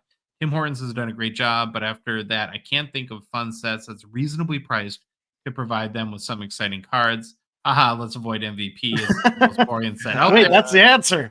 Well, I think too, Troy, and I know you did some work here too, but I really feel like that the OPG thing is a 1-year deal that you can get older products for very cheap. I don't think 2024, 25 OPG will be $180 US or anything like that. But what was your answer here, Troy? Well, I thought, it's funny because the first thing that comes into your head anytime this question, like cheap product that they can rip, is obviously OPG, but also MVP. So even though you say, let's not talk about it, just remember, anyone else listening, MVP is out there. I think the new one is going to be $50 a box. It's probably overpriced for MVP, but hey, kid can rip it. You don't have to really care about the cards. And you can get some nice stuff in there every once in a while. Actually, the more I thought about this question, I actually leaned towards Parker's Champions as being an awesome set to rip because, kind of hear me out, it's falling. It's like 80 to 75 US, as I've seen. Plus, if you rip the cards with your kids, they might get some legend cards. It can spur a conversation. You can tell them about a legend of the game or talk about the 50, whatever those 50s cards and how gas was a quarter, a nickel, whatever they say. It's kind of cracks me up. But yeah, those boxes are under 100 US and it's a great set and they might hit an auto or a patch. So I think Parker's Champions is a really good play here. Look for any 21, 22 box. A lot of those are $70, $80. Josh probably know more than I do, but I've seen I've seen those out there that are pretty affordable again. But if you want to get below 50, I mean, it's MVP or nothing right now, I think. What would you add? I don't have a good answer for Jason. I would just want to add to the conversation that kids are priced out, and it's so much about money for them. Like, what do you think this is worth, sir? Or like, what do you think this will go up, mister? Like, so I all those PSA slabs I got 8s and 9s on. I sold a bunch. I sold 80% of my stack today to kids only for $10 a slab to get them in the hobby, right? Yeah. I had 2 guys that come by, they say, I'll buy the whole lot. No, it's not for you. It's for the kids. Because they don't care about the 8s. They don't care. I want to show them not to care about the 8s. I want to show them not to care about the 9s. So I sold Wayne Gretzky, Patrick Waz, Connor McDavid's. I sold over 30 slabs today, 8s and 9s for $10 each, only to kids. And they all loved it. Made my day. Yeah, it was awesome. So sometimes you have to bring them into the hobby. I mean, I took a loss, right? I'll never financial recover. But I saw kids, and they'll be back next month. They'll be great, So and now you can buy those cards on Slab Sharks Weekly. yeah, exactly. All these kids are just going to entrepreneur and set it turn, aren't they? Yeah. All right, Instagram, Hometown Collections. Yeah. What's more sought after, Young Guns or Future Watch Auto? I sometimes find base graded Young Guns more expensive than graded Future Watch Autos for the same player. I would think even if that's the case, I don't know how often that is, but that I feel like Future Watch Autos typically go for more if the grade is the same, but I think Future Watch Autos intuitively have more long-term upside. The big advantage of a Young Guns base card is how liquid they are. They're typically probably the easiest cards to sell, especially in a PSA type for going market rate. Anything to add to that, guys? No, that's what I thought. Okay. Instagram, Maddie Devine. What was the first card you cared about? Either traded for it, pulled it, etc. A hobby starter. Mine is the 1990 Sergei Fedorov Young Guns. It's the first card that really got me the bug, or bit me into collecting and loving the hobby. Troy, you got one? Oh yeah, 2 cards. I pulled actually 2 1985 Topps Mario Lemieux rookies when I was a kid. I remember getting those out of packs, and I believe I actually pulled 3, and I think I traded one at school for like a Ron Hextall or something ridiculous. So I wish I had that one back, but oh well. And then my 1983 Pelle Lindbergh. I remember having that as a kid. I still can't figure out how I ended up with OPC cards as a kid. I could have swore they were packs, but there was a hobby store. But I just, in my mind, it's like, I don't remember those being like OPC. I don't think was sold in the US in the 80s. I don't know how I ended up with those. Yeah, but I you're do close. remember the card. You're close to Manitoba. Yeah. Maybe some. Yeah, not that close. No? Not that close. No. Like 6 hours. Oh, I thought it was closer. No. Eh. Phil, what was the first card you cared about? Can I pick 2? Sure. Well, Troy did, so you Okay. Yeah. I picked like 4. 1987 Barry Bonds Tops, and so that's my non-hockey, and then my 1990 Young Guns Pablo Bure. Nothing beats that card. Pulling out of a pack. Woo! Worth $18 in my Beckett. Nice. All right, we got to do a little bit of a welfare check, and we'll get Bobby Louis. You doing okay, Bobby Louis? You hanging in there? I'm You doing need really anything? good. Nope. Okay. What was the first hockey card you cared about? Same as you, and I also pulled the Bure, and My Bure? ooh, the Pavel. Is that like a muscle in the back of your leg or something like that? You pull the beret? I pulled the Bure. What the hell's going on right now? And also that, I don't know, I probably had 30 of them, but the Matt Sundin, I remember those 3 cards, pulling those all the time as the first ones I got. Do you feel like delirious right now? Yep. Yeah, the words are flowing out of your mouth. I can tell you that right now. Yeah, I'm sure they are. No, I was trying to research something for Troy, so. Okay. All right, thanks, Bobby Louis. Love you. Sure. All right, here's a fantastic question that I want to know the answer to. Instagram, Axel Foley PC13 says, does Phil have the willpower to go an entire show without throwing a dig at AM34? Knowing the segment is near the end of the pod by now, I'm going to say no for this episode. You're right. but I'd be shocked if I'm wrong. And he says, "Love you, Phil." So Phil, could you do it? Could that be a I challenge? think I did do it. I don't think I've made fun of. You were pretty Austin. reserved today, like Yeah. very complimentary when needed to be, and just decided to have your mask on. I right? had my mask. I was prepared. I said I respect Austin Matthews. I explained the Phil's hatred origin story, part 1. Yeah. I think I did pretty good. Someone will tell us if like you slipped something in that we forgot about. I gotta but say, the that- mask thing is a little weird for a podcast because I didn't talk much though. yeah, you could hear you though. You were fine. Thanks, Troy. I'm just I got you. I just didn't want to be too rude. Like my face is very expressive, so I didn't want to take away from the segment. Ooh. And I lost my black one, and this is all I could find was the Wonder Woman. Discord, Sebastian Englehart. I pulled the Krill the Thrill. Ooh, $1 bill Krill, y'all. Young Guns tribute on 2021 extended. It got me thinking because should Upper Deck pick one universally liked design like the 05-06 for Young Guns and use it for every Young Guns release. It would eliminate some of the less than popular designs over the years. This is similar to what they do on one of Phil's favorite cards, the 03 Exquisite Tribute, where they seem to be doing that every year. So I thought about this for a while because it is actually, I think, a very interesting question. And I would be okay with it, even though this may be sacrilegious, but 05-06 Young Guns is not my favorite design, even though I do like the Krill, but it's more because he's in the reverse retro in that one. But I would be fine if they picked a design and use that every year for the retro, as long as they eliminated all the other tributes and retros. It's the volume of stuff that waters everything down. I What do would you think, love. Brian? I was gonna say I would love a 2-year moratorium on no retros. We're just gonna stop retros for 2 years and see what we can come up with, and see if that does anything. Come up with different designs, not rely on the retros for just 2 years, and see.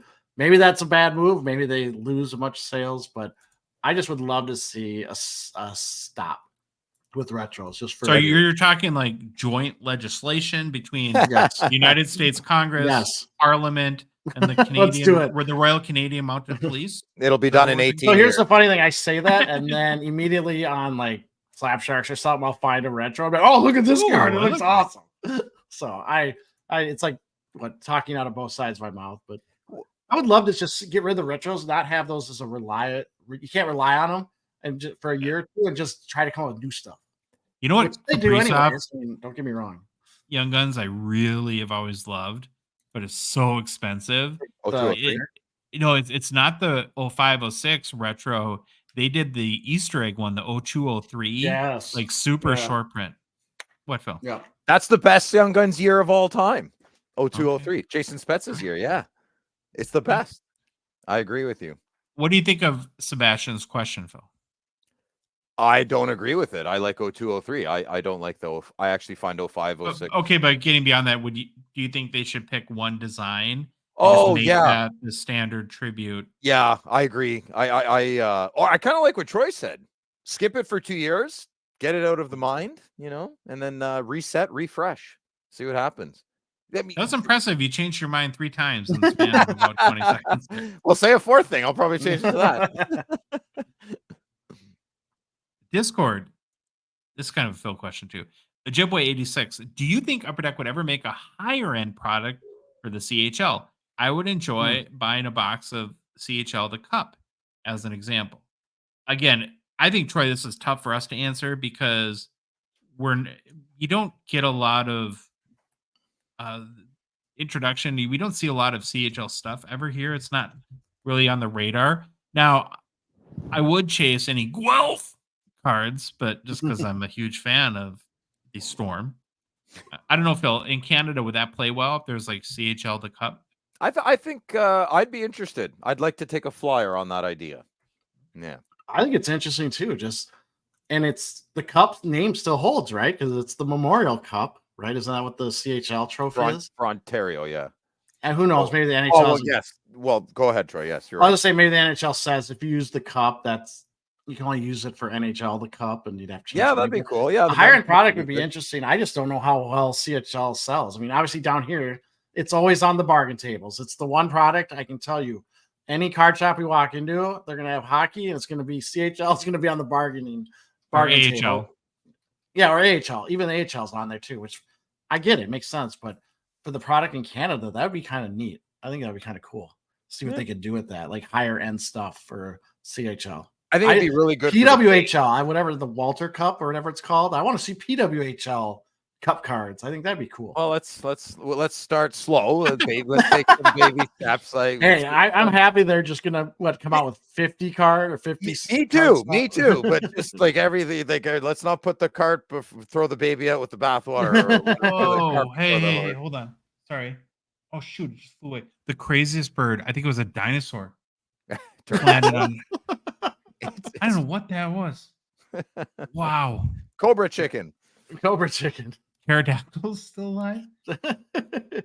Oh, and it flew away. Otherwise, I would have shown it. But that was wild. Okay, sorry. What were we talking about? Oh, yeah, Guelph. Who's going to hook me up with a Guelph sweatshirt?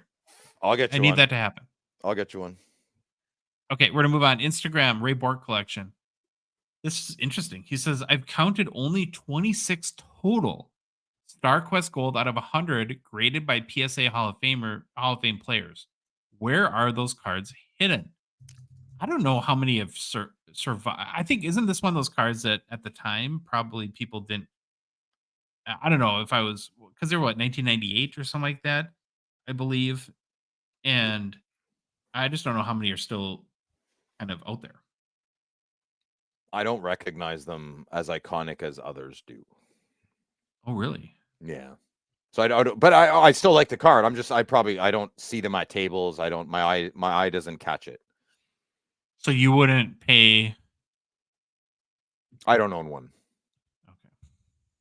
Gotcha. What about you, Troy? I don't even know what these are. You know what they are. Yes, you do. I do know what they are. I'm kind of like Phil. It's just I know what they are. I think they're cool looking.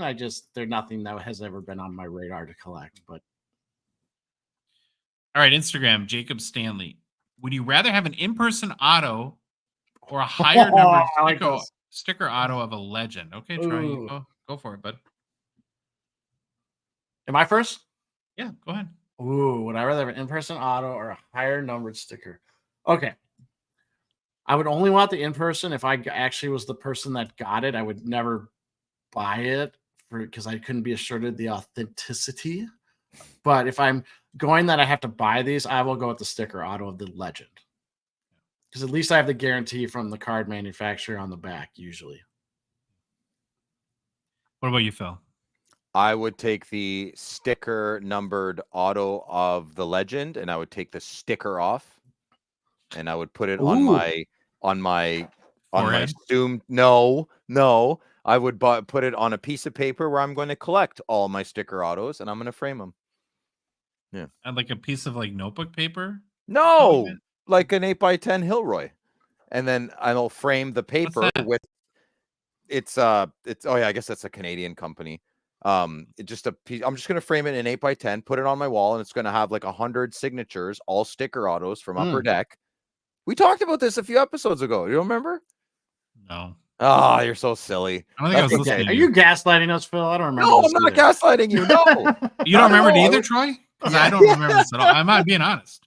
Louis remembers. Like if he didn't take so many back meds, he would chime in right now.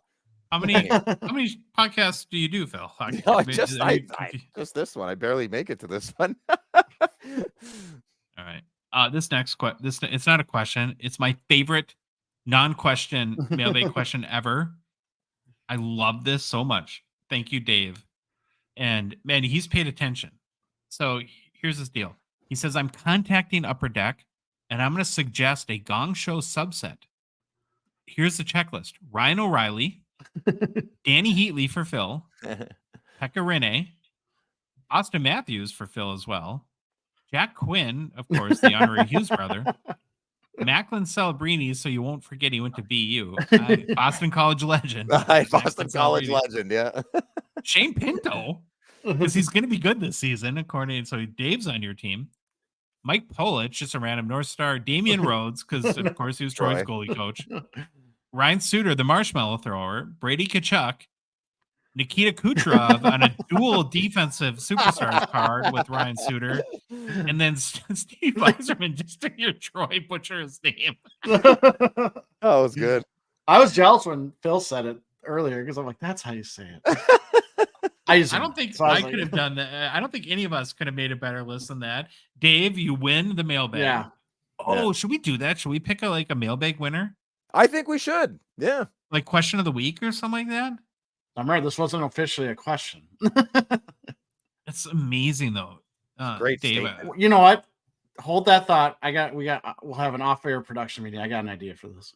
Ooh. I like it. The greatest mailbag question, the almost greatest mailbag question. Yeah. It goes 99 episodes of the greatest mailbag question. Dave, thank you so much. You've literally made my weekend with that. Louis would attest. I laughed very hard for a long time when I saw it. Instagram, Simple Simone, Simple Simon one. I don't know. Why do John LeClaire cards get no love in the community? He should be in the Hall of Fame. For me, these are always like really hard questions to answer. We could have a list of mile long of players that should have more hobby love than they do. And I don't know. I try to think like, well, what's like a helpful answer other than I don't know. You didn't play long enough. I think naturally though the hobby as a whole concentrates the efforts on the small group of amazing players that stand out above the rest. And then everyone else just gets a little bit lost in the sauce, and some to more degrees than others. Yeah, this is I don't know, why. that's the best way I can put it. Yeah, I agree with you 100%, Josh. This is where I wonder, as much as people don't like writers, like maybe the writers need to start voting on the Hall of Fame. I can't remember who the actual voters are, but it's like I feel a lot of times you just never know. Like I can't tell you that John LeClaire should or shouldn't be in the NHL Hall of Fame or in the Hockey Hall of Fame. Sorry, I know I can look up his stats and be like, all right, they're pretty good. He was less than a point per game player. Played 16 seasons. Yeah, I was wrong on that one. won a cup, 5-time All-Star or that first or second team All-Star. I don't know how many All-Star games, but it's just like, I don't know. I can't tell you why. And yeah, these are always the tough ones. I think Gatti is not a fan. Remember he was sent by the Flyers to Yeah. convince them to sign, and he wouldn't even meet with them. Yeah. Ouch. I think I was gonna say he was part of the Legion of Doom line, right? Mark, like with Lindros, and he was popping in like 40, 50. I think it's crazy goals for 3 or 4 years. I don't even remember him on Montreal. And I know he played for Montreal and he went to Philadelphia and then he exploded. I don't know like what he didn't do much after that, did he? Like did he ended with Pittsburgh? Or did he end as a ended Flyer? with I had it up. Pittsburgh. So he had basically Montreal, Philadelphia, and then ended with Pittsburgh. And just Louis threw in this note: only members of the Hockey Hall of Fame selection committee may submit official nominations of candidates for you to elect. I know it's a small committee, small number of members. Lanny McDonald hates Alexander McGillney. I'll just say that. I'll keep saying Yager. that. Yager, they just hate because he keeps playing. Yeah. Oh yeah. Leclerc's American too, if I remember correctly, eh? John Leclerc's American. I believe so. Vermont. Yeah. Why does every good American hockey player have a French name? That's so confusing. Because Pat LaFontaine was American too, right? Yes, Pat LaFontaine's American. I don't think there's really any American names. I think they're all some kind of like Irish, Swedish, Finnish. Fair enough. Okay. Instagram, Nick 825 Sport Cards. Buy now period for Bedard Young Guns rookie card. Well, we kind of talked about this already. And here's my answer on all this, Nick, is that if it's a card you really would enjoy owning, aside from values going up or down, now is a decent time to buy. As it'll probably ramp up a little bit in the next month or so as we get close to the start of the season. That's what typically does. But there's, as far as like value upside potential, there's way too many factors right now that could go either way to have a strong opinion on that. Anyone that tells you that you should buy a Bedard Young Guns as a good investment right now is 100%. You're not one of the big influencers, Josh. You're not just spout off random names. There's no way to know. There's no way advice? to know. There's no way to know. They're like BS artists, in my opinion. I don't know. Do you guys feel differently about that or no? No, right there with you. Yeah. Yep. Okay. Instagram, Knucklehead36. He has 2 questions. First one's, well, he must not watch TV today because do you guys follow the Minnesota Vikings at all? I don't blame you if you don't because they suck. Ooh, bad day to give that question. Yeah. Well, they Yeah, beat a wow. terrible team, so Still though, it's 1 out of 16. yeah. And it's only hurtful, Knucklehead, because it's true. Yeah. Yeah. They do. It's very painful to be a Vikings fan, but they're good Yeah. today. Troy, what do you think? I used to follow them a lot when I was younger, when I was really into fantasy football. I had one of my best friends still has season tickets, so I went to a lot of games, but I've fallen off the NFL, fallen off the Vikings. The only reason I watched the game today is because my wife's family is doing a fantasy football league, and I went and picked up the Vikings D to give me a reason to watch the game. And of course, they scored a touchdown and had 2 interceptions, and I'm still going to lose. So, Are they still sold out? Like just because you guys suck, does they sell out every game? Yeah, I don't think they're sold Minnesota out. is, but by a long shot, if you had to say this is a Vikings state, like it's Yes. the number Okay. one team in the state. I'll tell you this too, though. I'd much rather go to a hockey game, one, just because I'm a fan of hockey more. But I think Vikings games are the worst experience in my life They're not fun. because there's a bunch of adult men that are so inebriated and don't understand common sense when they're inebriated, screaming F-bombs with little kids next to. It's not fun. It's disrespectful at best. Yeah. Then his second question: if you got to change the color of the markers that players sign autos with, what color would you choose? Okay, Troy. No, this is Put you on the spot. I thought about this, but then I was like, I got to defer to our angry marker character? expert. Well, we got 2 marker experts, so you guys are gonna have like an election because Neil, Irish Flyers collector, is also a very good marker guy who I vote for Neil. he's actually done tests with markers on different cards to see which ones look better. Yeah. But then I don't want to Phil be who in wants to charge. be- I don't want to be the Oh, so you're solution guy. VP. I just want to point out the crappy ones. You're That's the all. VP. Yeah, you just point out the Yeah. problems. That's so easy. You got to be part of the solution, Phil. You got to bring Yeah. answers for the hobby. The hobby needs you. I don't But think you again, want my like back to answers. this question, I don't think like I gotta take back. You can't really change the markers like to one color. It fits all. It's got to be. You just need to look at the card and let's see what color makes the most sense for this card versus this card because we've seen some where it's like why did they choose that one and who knows how the decision Call gets me made. crazy, but I legitimately think it should be a full time one person's job. Oh yeah. Just Oh, one. What do you do all year? I figure out what marker to do on the. It's that important. You're part of the design team, but that should be a huge responsibility. Huge right? and not for a co-op student. Not that a real. Actually, I would love to ask that next time we have Tony or Billy or someone on. Just Call Billy right now. be a fun question to ask. I met the guy who handles all the athlete relations. I wonder if he. That'd be good. Yeah. He's not the pen guy. Well, who He's is? There. They don't No have one a pen knows. guy. They don't have one. Senior director of autograph technology. I love it. That's perfect. Okay, next question from Geppetto Cards.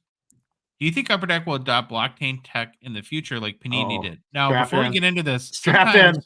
sometimes when we have mailbag questions, Troy adds about an hour and 45 minutes of notes to the show. So I know we've actually got the last few episodes haven't been our typical 3 hours. And believe it or not, a few people have been sad by that. So yeah, strap in. I hope you've ate dinner because Troy went bananas in answering this question. Okay, I did because it's one of those questions. It's like we've talked about this too. Blockchain, that whole thing confuses me. It probably shouldn't. I should probably really look into it, but it just confuses me. But I started looking into this. So Upper Deck, this is from a press release, okay? So some of the stuff I'm going to say is going to sound like I'm like marketing, but it's not. It's just from the press release. So Upper Deck released about their authentic digital collectibles. And it's basically they're bringing tokenized digital trading cards and collectibles to their platforms. And then all authentic digital collectibles are minted on Evolution's private ledger. We've talked about Evolution before. This private ledger allows for a marketplace where collectors can store and trade them. Authentic digital collectibles can be transferred to Upper Deck ePack at any time, where they can be traded for physical collectibles available through the Upper Deck ecosystem. Okay. Can I make a comment on this right away? Yes, I'm going to keep going. Yeah. There's something very interesting in the specific wording on this. Yes. Is that they're going up, Upper Deck is going out of their way not to say NFT, where they've essentially described NFTs to the T. But it seems like since that whole thing kind of blew up, that it's sort of not a good word to use if you want to be successful in marketing. Yeah, 100% agree. So here's if you're watching on YouTube, we got this kind of what the Upper Deck ecosystem is. So it includes, we got ePack, and this again, right from the press release. Collectors can buy, open, trade, store, and ship trading cards and other collectibles. We have their Collect Forever platform, which is a selection of comics and collectibles that can be shipped right away or transferred to ePack. And then there's Evolution, which is licensed, authentic digital collectibles from the biggest brands in the sports and entertainment industry. Every authentic digital collectible from Evolution can also be transferred to your ePack. Okay, so we got that far. Next thing they bring up is the whole trading thing. So obviously you can trade between, it looks like you can trade between Collect Forever and ePack and from Evolution to ePack. And then they have this whole marketplace, which I don't know anything about. I really don't know about the marketplace that much. And it said they offer this only digital marketplace where digital collectibles can be traded for physical collectibles. Blah, blah, blah, blah. Okay. I don't want to go now. Can I make a second comment, Troy? Yes. When you need a diagram to display communicate how this all works, you're kind of admitting that it's confusing. It is. When you read the text, it's kind of like your eyes gloss over. But now, after all that, there is a blurb on blockchain in this press release. Collectors will soon have the option to not only sell their authentic digital collectibles in a public marketplace, but also export them to the public blockchain. Stay tuned for additional details and announcements. I don't know if they're doing this now. I couldn't figure it out. It looks like it's when this press release was, I think, from 2023. They're saying it's coming soon. I don't know if it's still a thing. I bet you that got, because the whole NFT thing, you think it got imploded. I agree with you 100%. I couldn't really find, and if you're watching on YouTube, I have a screen with a screenshot that they showed that kind of shows the public history you should be able to see. And then final thing I'm going to say on this whole thing. I watched a YouTube video where this guy went through the terms and agreements of the Upper Deck, like authentic digital collectibles. And in there, they mention a blurb about in the future being able to transfer to Ethereum, which I guess would mean you would be able to take it off of the ePack platform, right? And you'd have it on the Ethereum blockchains. Now I'm getting out of my lane. But I don't know if any of this blockchain stuff is actually implemented. I don't think it is, but that's the best I can answer. I'm guessing it was back burner too. Yeah. Okay, so Phil, do you have a 45-minute answer to this question too? Or? No, I don't. I'm a firm believer in collecting cards should be tangible forever and always. I know we're going to a very digital type world. Yeah. And I'm a huge believer in non-fungible tokens, and I do think that is the future. I just don't want it around my hockey cards. Mm-hmm. Should we make the hobby fungible again t-shirts? That's pretty good. NFTs will listen. Our grandkids are going to be all over that. Digital assets are where it's at. But I don't want my card. I want to be the old guy that holds a card. You know, Phil, you're dead on. And with the young kids, they already got digital cards in every video game, every sports video game. Like my son's like, oh, I opened this pack of MLB The Show, and I got this whatever card. Yeah, but then he can't sell that. That's the problem. So people are figuring out ways to sell it, though. That's the thing. Yeah, but they have marketplace on these things. I think what's even better is you take a platform. Let's say you have a uniform on MLB that you like. If EA Sports had their own blockchain, which they never will, it's going to be new gaming companies coming out that's going to take this over. It's not the existing ones think it's all kooky. The reset is upon us. My opinion. Instagram, Taylor A. Wood. Do we riot if Upper Deck doesn't release 2023-24 stature? Okay, Troy, you're the stature guy. Definitely Taylor A. Wood. We riot, but we do it in a respectful way. So we will do like this is crack me up. We're gonna do like the Storm Area 51 thing. That was all the craze in 2019. And just a little my favorite part of that is where they said they can't stop us all. We're going to do that for our protest. We're just going to show up outside Upper Deck's headquarters. We're going to have a party, a barbecue. We're going to rip packs and just complain the whole time about no 23, 24 stature. I'm going to have signs made, says Upper Deck hates stature, whatever you want to do. So we're going to be nice about it. We're going to have fun. We're going to have a party. But yes, we're going to do a You have very fun nice riot. Louis is in. Nice. I hope it comes out. We know they're working on it. I'm We scared. know they want them to. They want it to come out. All right, next one, Instagram. Billy Celio. Oh, Billy. Is Billy going to have a big announcement this week? Uh-oh. Awesome. I don't boy, Billy. That's great.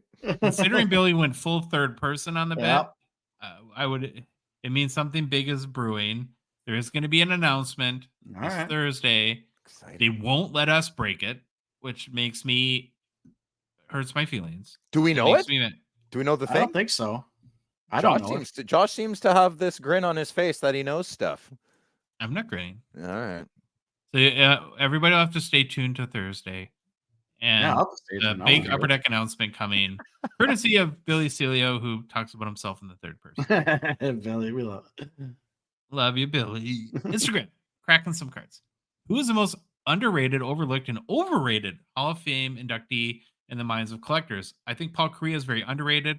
Marcel Dion is overlooked, and Nicholas Lidstrom is overrated.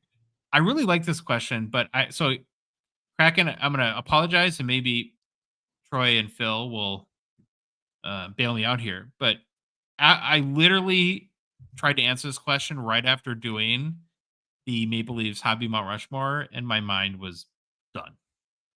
And so I'm going to go with Ron Francis is underrated. Phil Esposito is overlooked, and I'm so bad at I couldn't think of anyone who's overrated, so I got nothing. So Phil, who's the Hall of Famer who's most overrated in your opinion? It's the guy Troy talked about, Pulford. Geez. Bob Pulford. Fired. He's the most overrated Hall of Famer I've ever heard of. Wow, shots fired. No, yeah, that was mean. But did you guys have? Well, it took me a long time, but I have did no idea. Like about I just want to underrated say, and overlooked. I want to say overrated Eric Lindros just to make people lose their minds, but I'm not. You can't say that. He's not overrated. He definitely deserves to be in there. I actually looked up some articles about most overrated NHL Hall of Famers, and one of the ones I saw a few times that I didn't have because we have like nothing here is Dino Ciccarelli. Troy was listed. Maybe. No. Housley. There you go. He is. It's my opinion. Yeah. Are we? Baba Louie is bobbing here. Welfare check. Are you okay? Oh yeah, I'm good. Thanks for Okay, checking in. Do you have the most overrated Hall of Famer? You want to chime in? No.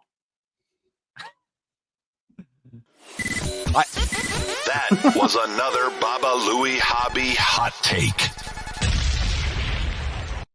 3 for Louie. It's a show for you. Sorry, Louis. Okay. I'm glad you're still okay.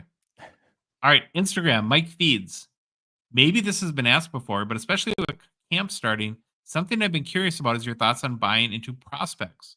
There are a number of guys that have been putting up some really solid numbers in the AHL, but have yet to really get a shot with the big club, like Aturate, Matej Blumel. How do you say his name, Phil? You know. I'll tell you. Samuel Fajimo, Danil Gushchin. Oh, God. I think you are just a put few these that names come there to so I mind. can read them. Yeah. What are your opinions on the low risk potential, especially for players under 23? I struggle with this one because sure, there's going to be guys that kind of come out of nowhere and that need that extra development time, but it feels like we're getting more and more to this world of because there's a very few select that make it to hobby star status where your young guns are $40 or more raw.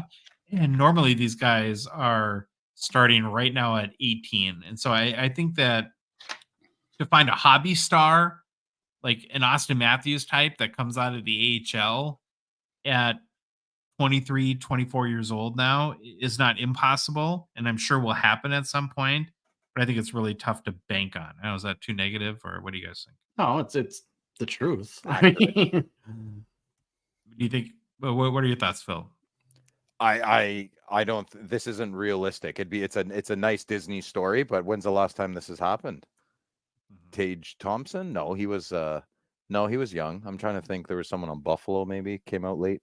Yeah. Well, Yeah. I try to remind myself in these scenarios that I could. Well, but that was a unique He wasn't in the circumstance. minors, And yeah. he was awesome once he got to the Wild. That just because something has happened once doesn't mean it will necessarily happen again, right? It's hopeful. It's wishful thinking, and it makes for a nice story, but it's just not realistic. The last one is great, and I was so excited to see this. It's from X, Simon Holmes. He says, I just wanted to say hi to Phil. I ran into him at the September 8th Ottawa card show, but I didn't say hello because there were too many people around and I was feeling claustrophobic. Also, I get nervous around big celebrities. So, hey, Simon, say hello, man. I was by myself for so long today. Absolutely. The back corner. When you walk in, back left. That's my permanent spot. Now, please come say hello, Simon. Please do. You can even sit behind the table, man. Relax, and no one will be around you. I promise. oh, you're a big celebrity now, Phil. No, he's just being silly. I'm just really loud. I'm like the mayor of the show, but I like self-proclaimed, you know. Yeah. All right. Personal pickups. Troy, you got anything? Nope, I got nothing. I guess We're not okay. Well, I might sit down tonight and try to find some, but it's been hard to find stuff. Two, I've had other expenses that I've had taken priority. yeah, you've had expensive. You've been going to see booking Oasis concert tickets. It already happened? No. No, it's next Oh, okay, October. yeah. Year in That advance. makes sense. Yeah, it was crazy. But the money's due now. Yes. My sad thing is who knows? I'm going to this concert. You will never pry these tickets from my hands, but man, the scalping or the secondary market rates are insane for these tickets. Okay. If somebody offered you 10 times what you paid for the tickets, No. 20 times. Nope. Get me into 5 figures. I'll give them up. Like total 5 figures. So if somebody offers you like 11 grand for all 4 tickets, Maybe I'm going to. I'll think about it. That's 4 figures. What's No, 11 grand would be 5 figures. Oh, yeah, you're right. $20,000 US. What's the number where you're like done?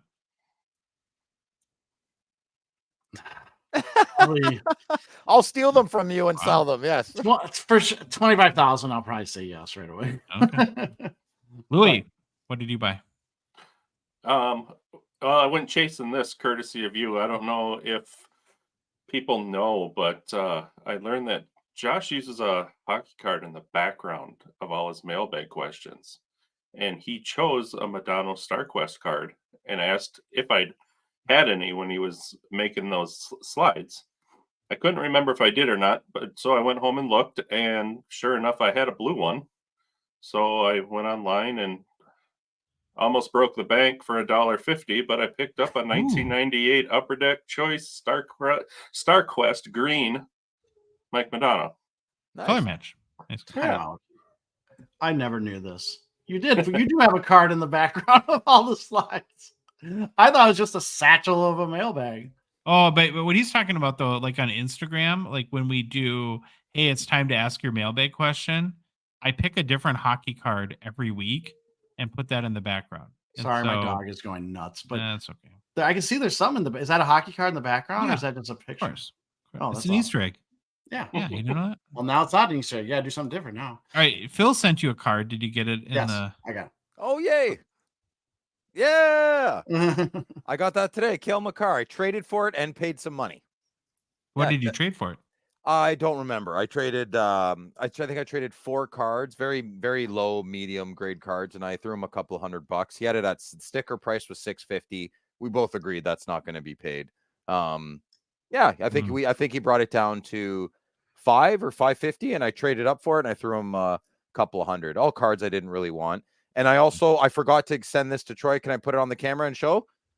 Look, Carey Price. I got a Parker's Champions Carey Price. Nice. Yeah. Very nice. Here, hold on, Phil. Keep it up there. Okay. Okay, there we go. I'll make it a little bigger. It's my first Carey Price card ever because we all know my thoughts about him. But yeah, it was great, eh? Should have been on the Mount Rushmore. Yeah, we know. No. No. Brian Hayward should be on there more than Carey Price. Oh, Hayward paid for the North Stars. Yeah. Yeah. We have so many connections, Ottawa and Minnesota boys. I say this with peace and love, and you know you're one of my favorite people ever. You've done nothing but bash Carey Price on this show, and then you just whip out a Carey Price patch out of. I have a question for you. Can we go back to the Makar real quick? Yeah. Here's my one issue with all these exquisite retros. I have no idea if this, like, what year is that? A rookie? Is it not a rookie? Like, when is it from? You don't even know. No, yeah, I don't. It's 1920. That is a rookie. It's a rookie. So it's a rookie. No kidding. It's a rookie. Oh, that's awesome. Hey, you didn't say it. Great. I don't have to beep you. You didn't say it. I didn't say it. No, it's a rookie. Yeah, thanks, boys. That's awesome. Yeah, that's good. Thanks, Kyle. I had my pen ready, Troy, to write a time down. We have to create a documentary about you. We need a film crew that follows you around everywhere you go, because I just want to watch the day in the life of Phil. I have a soundtrack in my head constantly. Oh my god, that's amazing. We all should. Life is beautiful. We all should have a little soundtrack. Yeah, of course. Okay, I didn't get anything because I've been, keeping Baba Louie upright here. Like shake. What else is wrong with you? Sniffles. I don't know what's going on. Be back soon with more personal pickups. Here we go. Oh, 2 hours and 50 minutes. So almost made it to 3, but we didn't. If you like the episode, please leave a rating, review on Apple, Spotify, whatever podcast app you listen to us on. If you love the show, you want to support us, you want to chat with us on the Hockey Cards Gongshow Discord server, you want to participate in the 5K challenge and maybe win a box of 2023-24 SP Authentic and get that Connor Bedard Future Watch Auto, please consider a $5 a month support or donation. I don't know what you call it. Just be a patron. Join our $1.99 support level tier. Link is in the show description, both podcast apps and YouTube, Instagram, TikTok profile. On our website, hockeycardsgongshow.com, there's a Become a Patron link. And then finally, Patreon's website, patreon.com. You can search for Hockey Cards Gongshow. We are on social media. We're on Instagram, Facebook, TikTok, Twitter, and YouTube. And boys, the Hockey Cards Gongshow podcast is a production of Dollar Box Ventures LLC. Louis? Bye.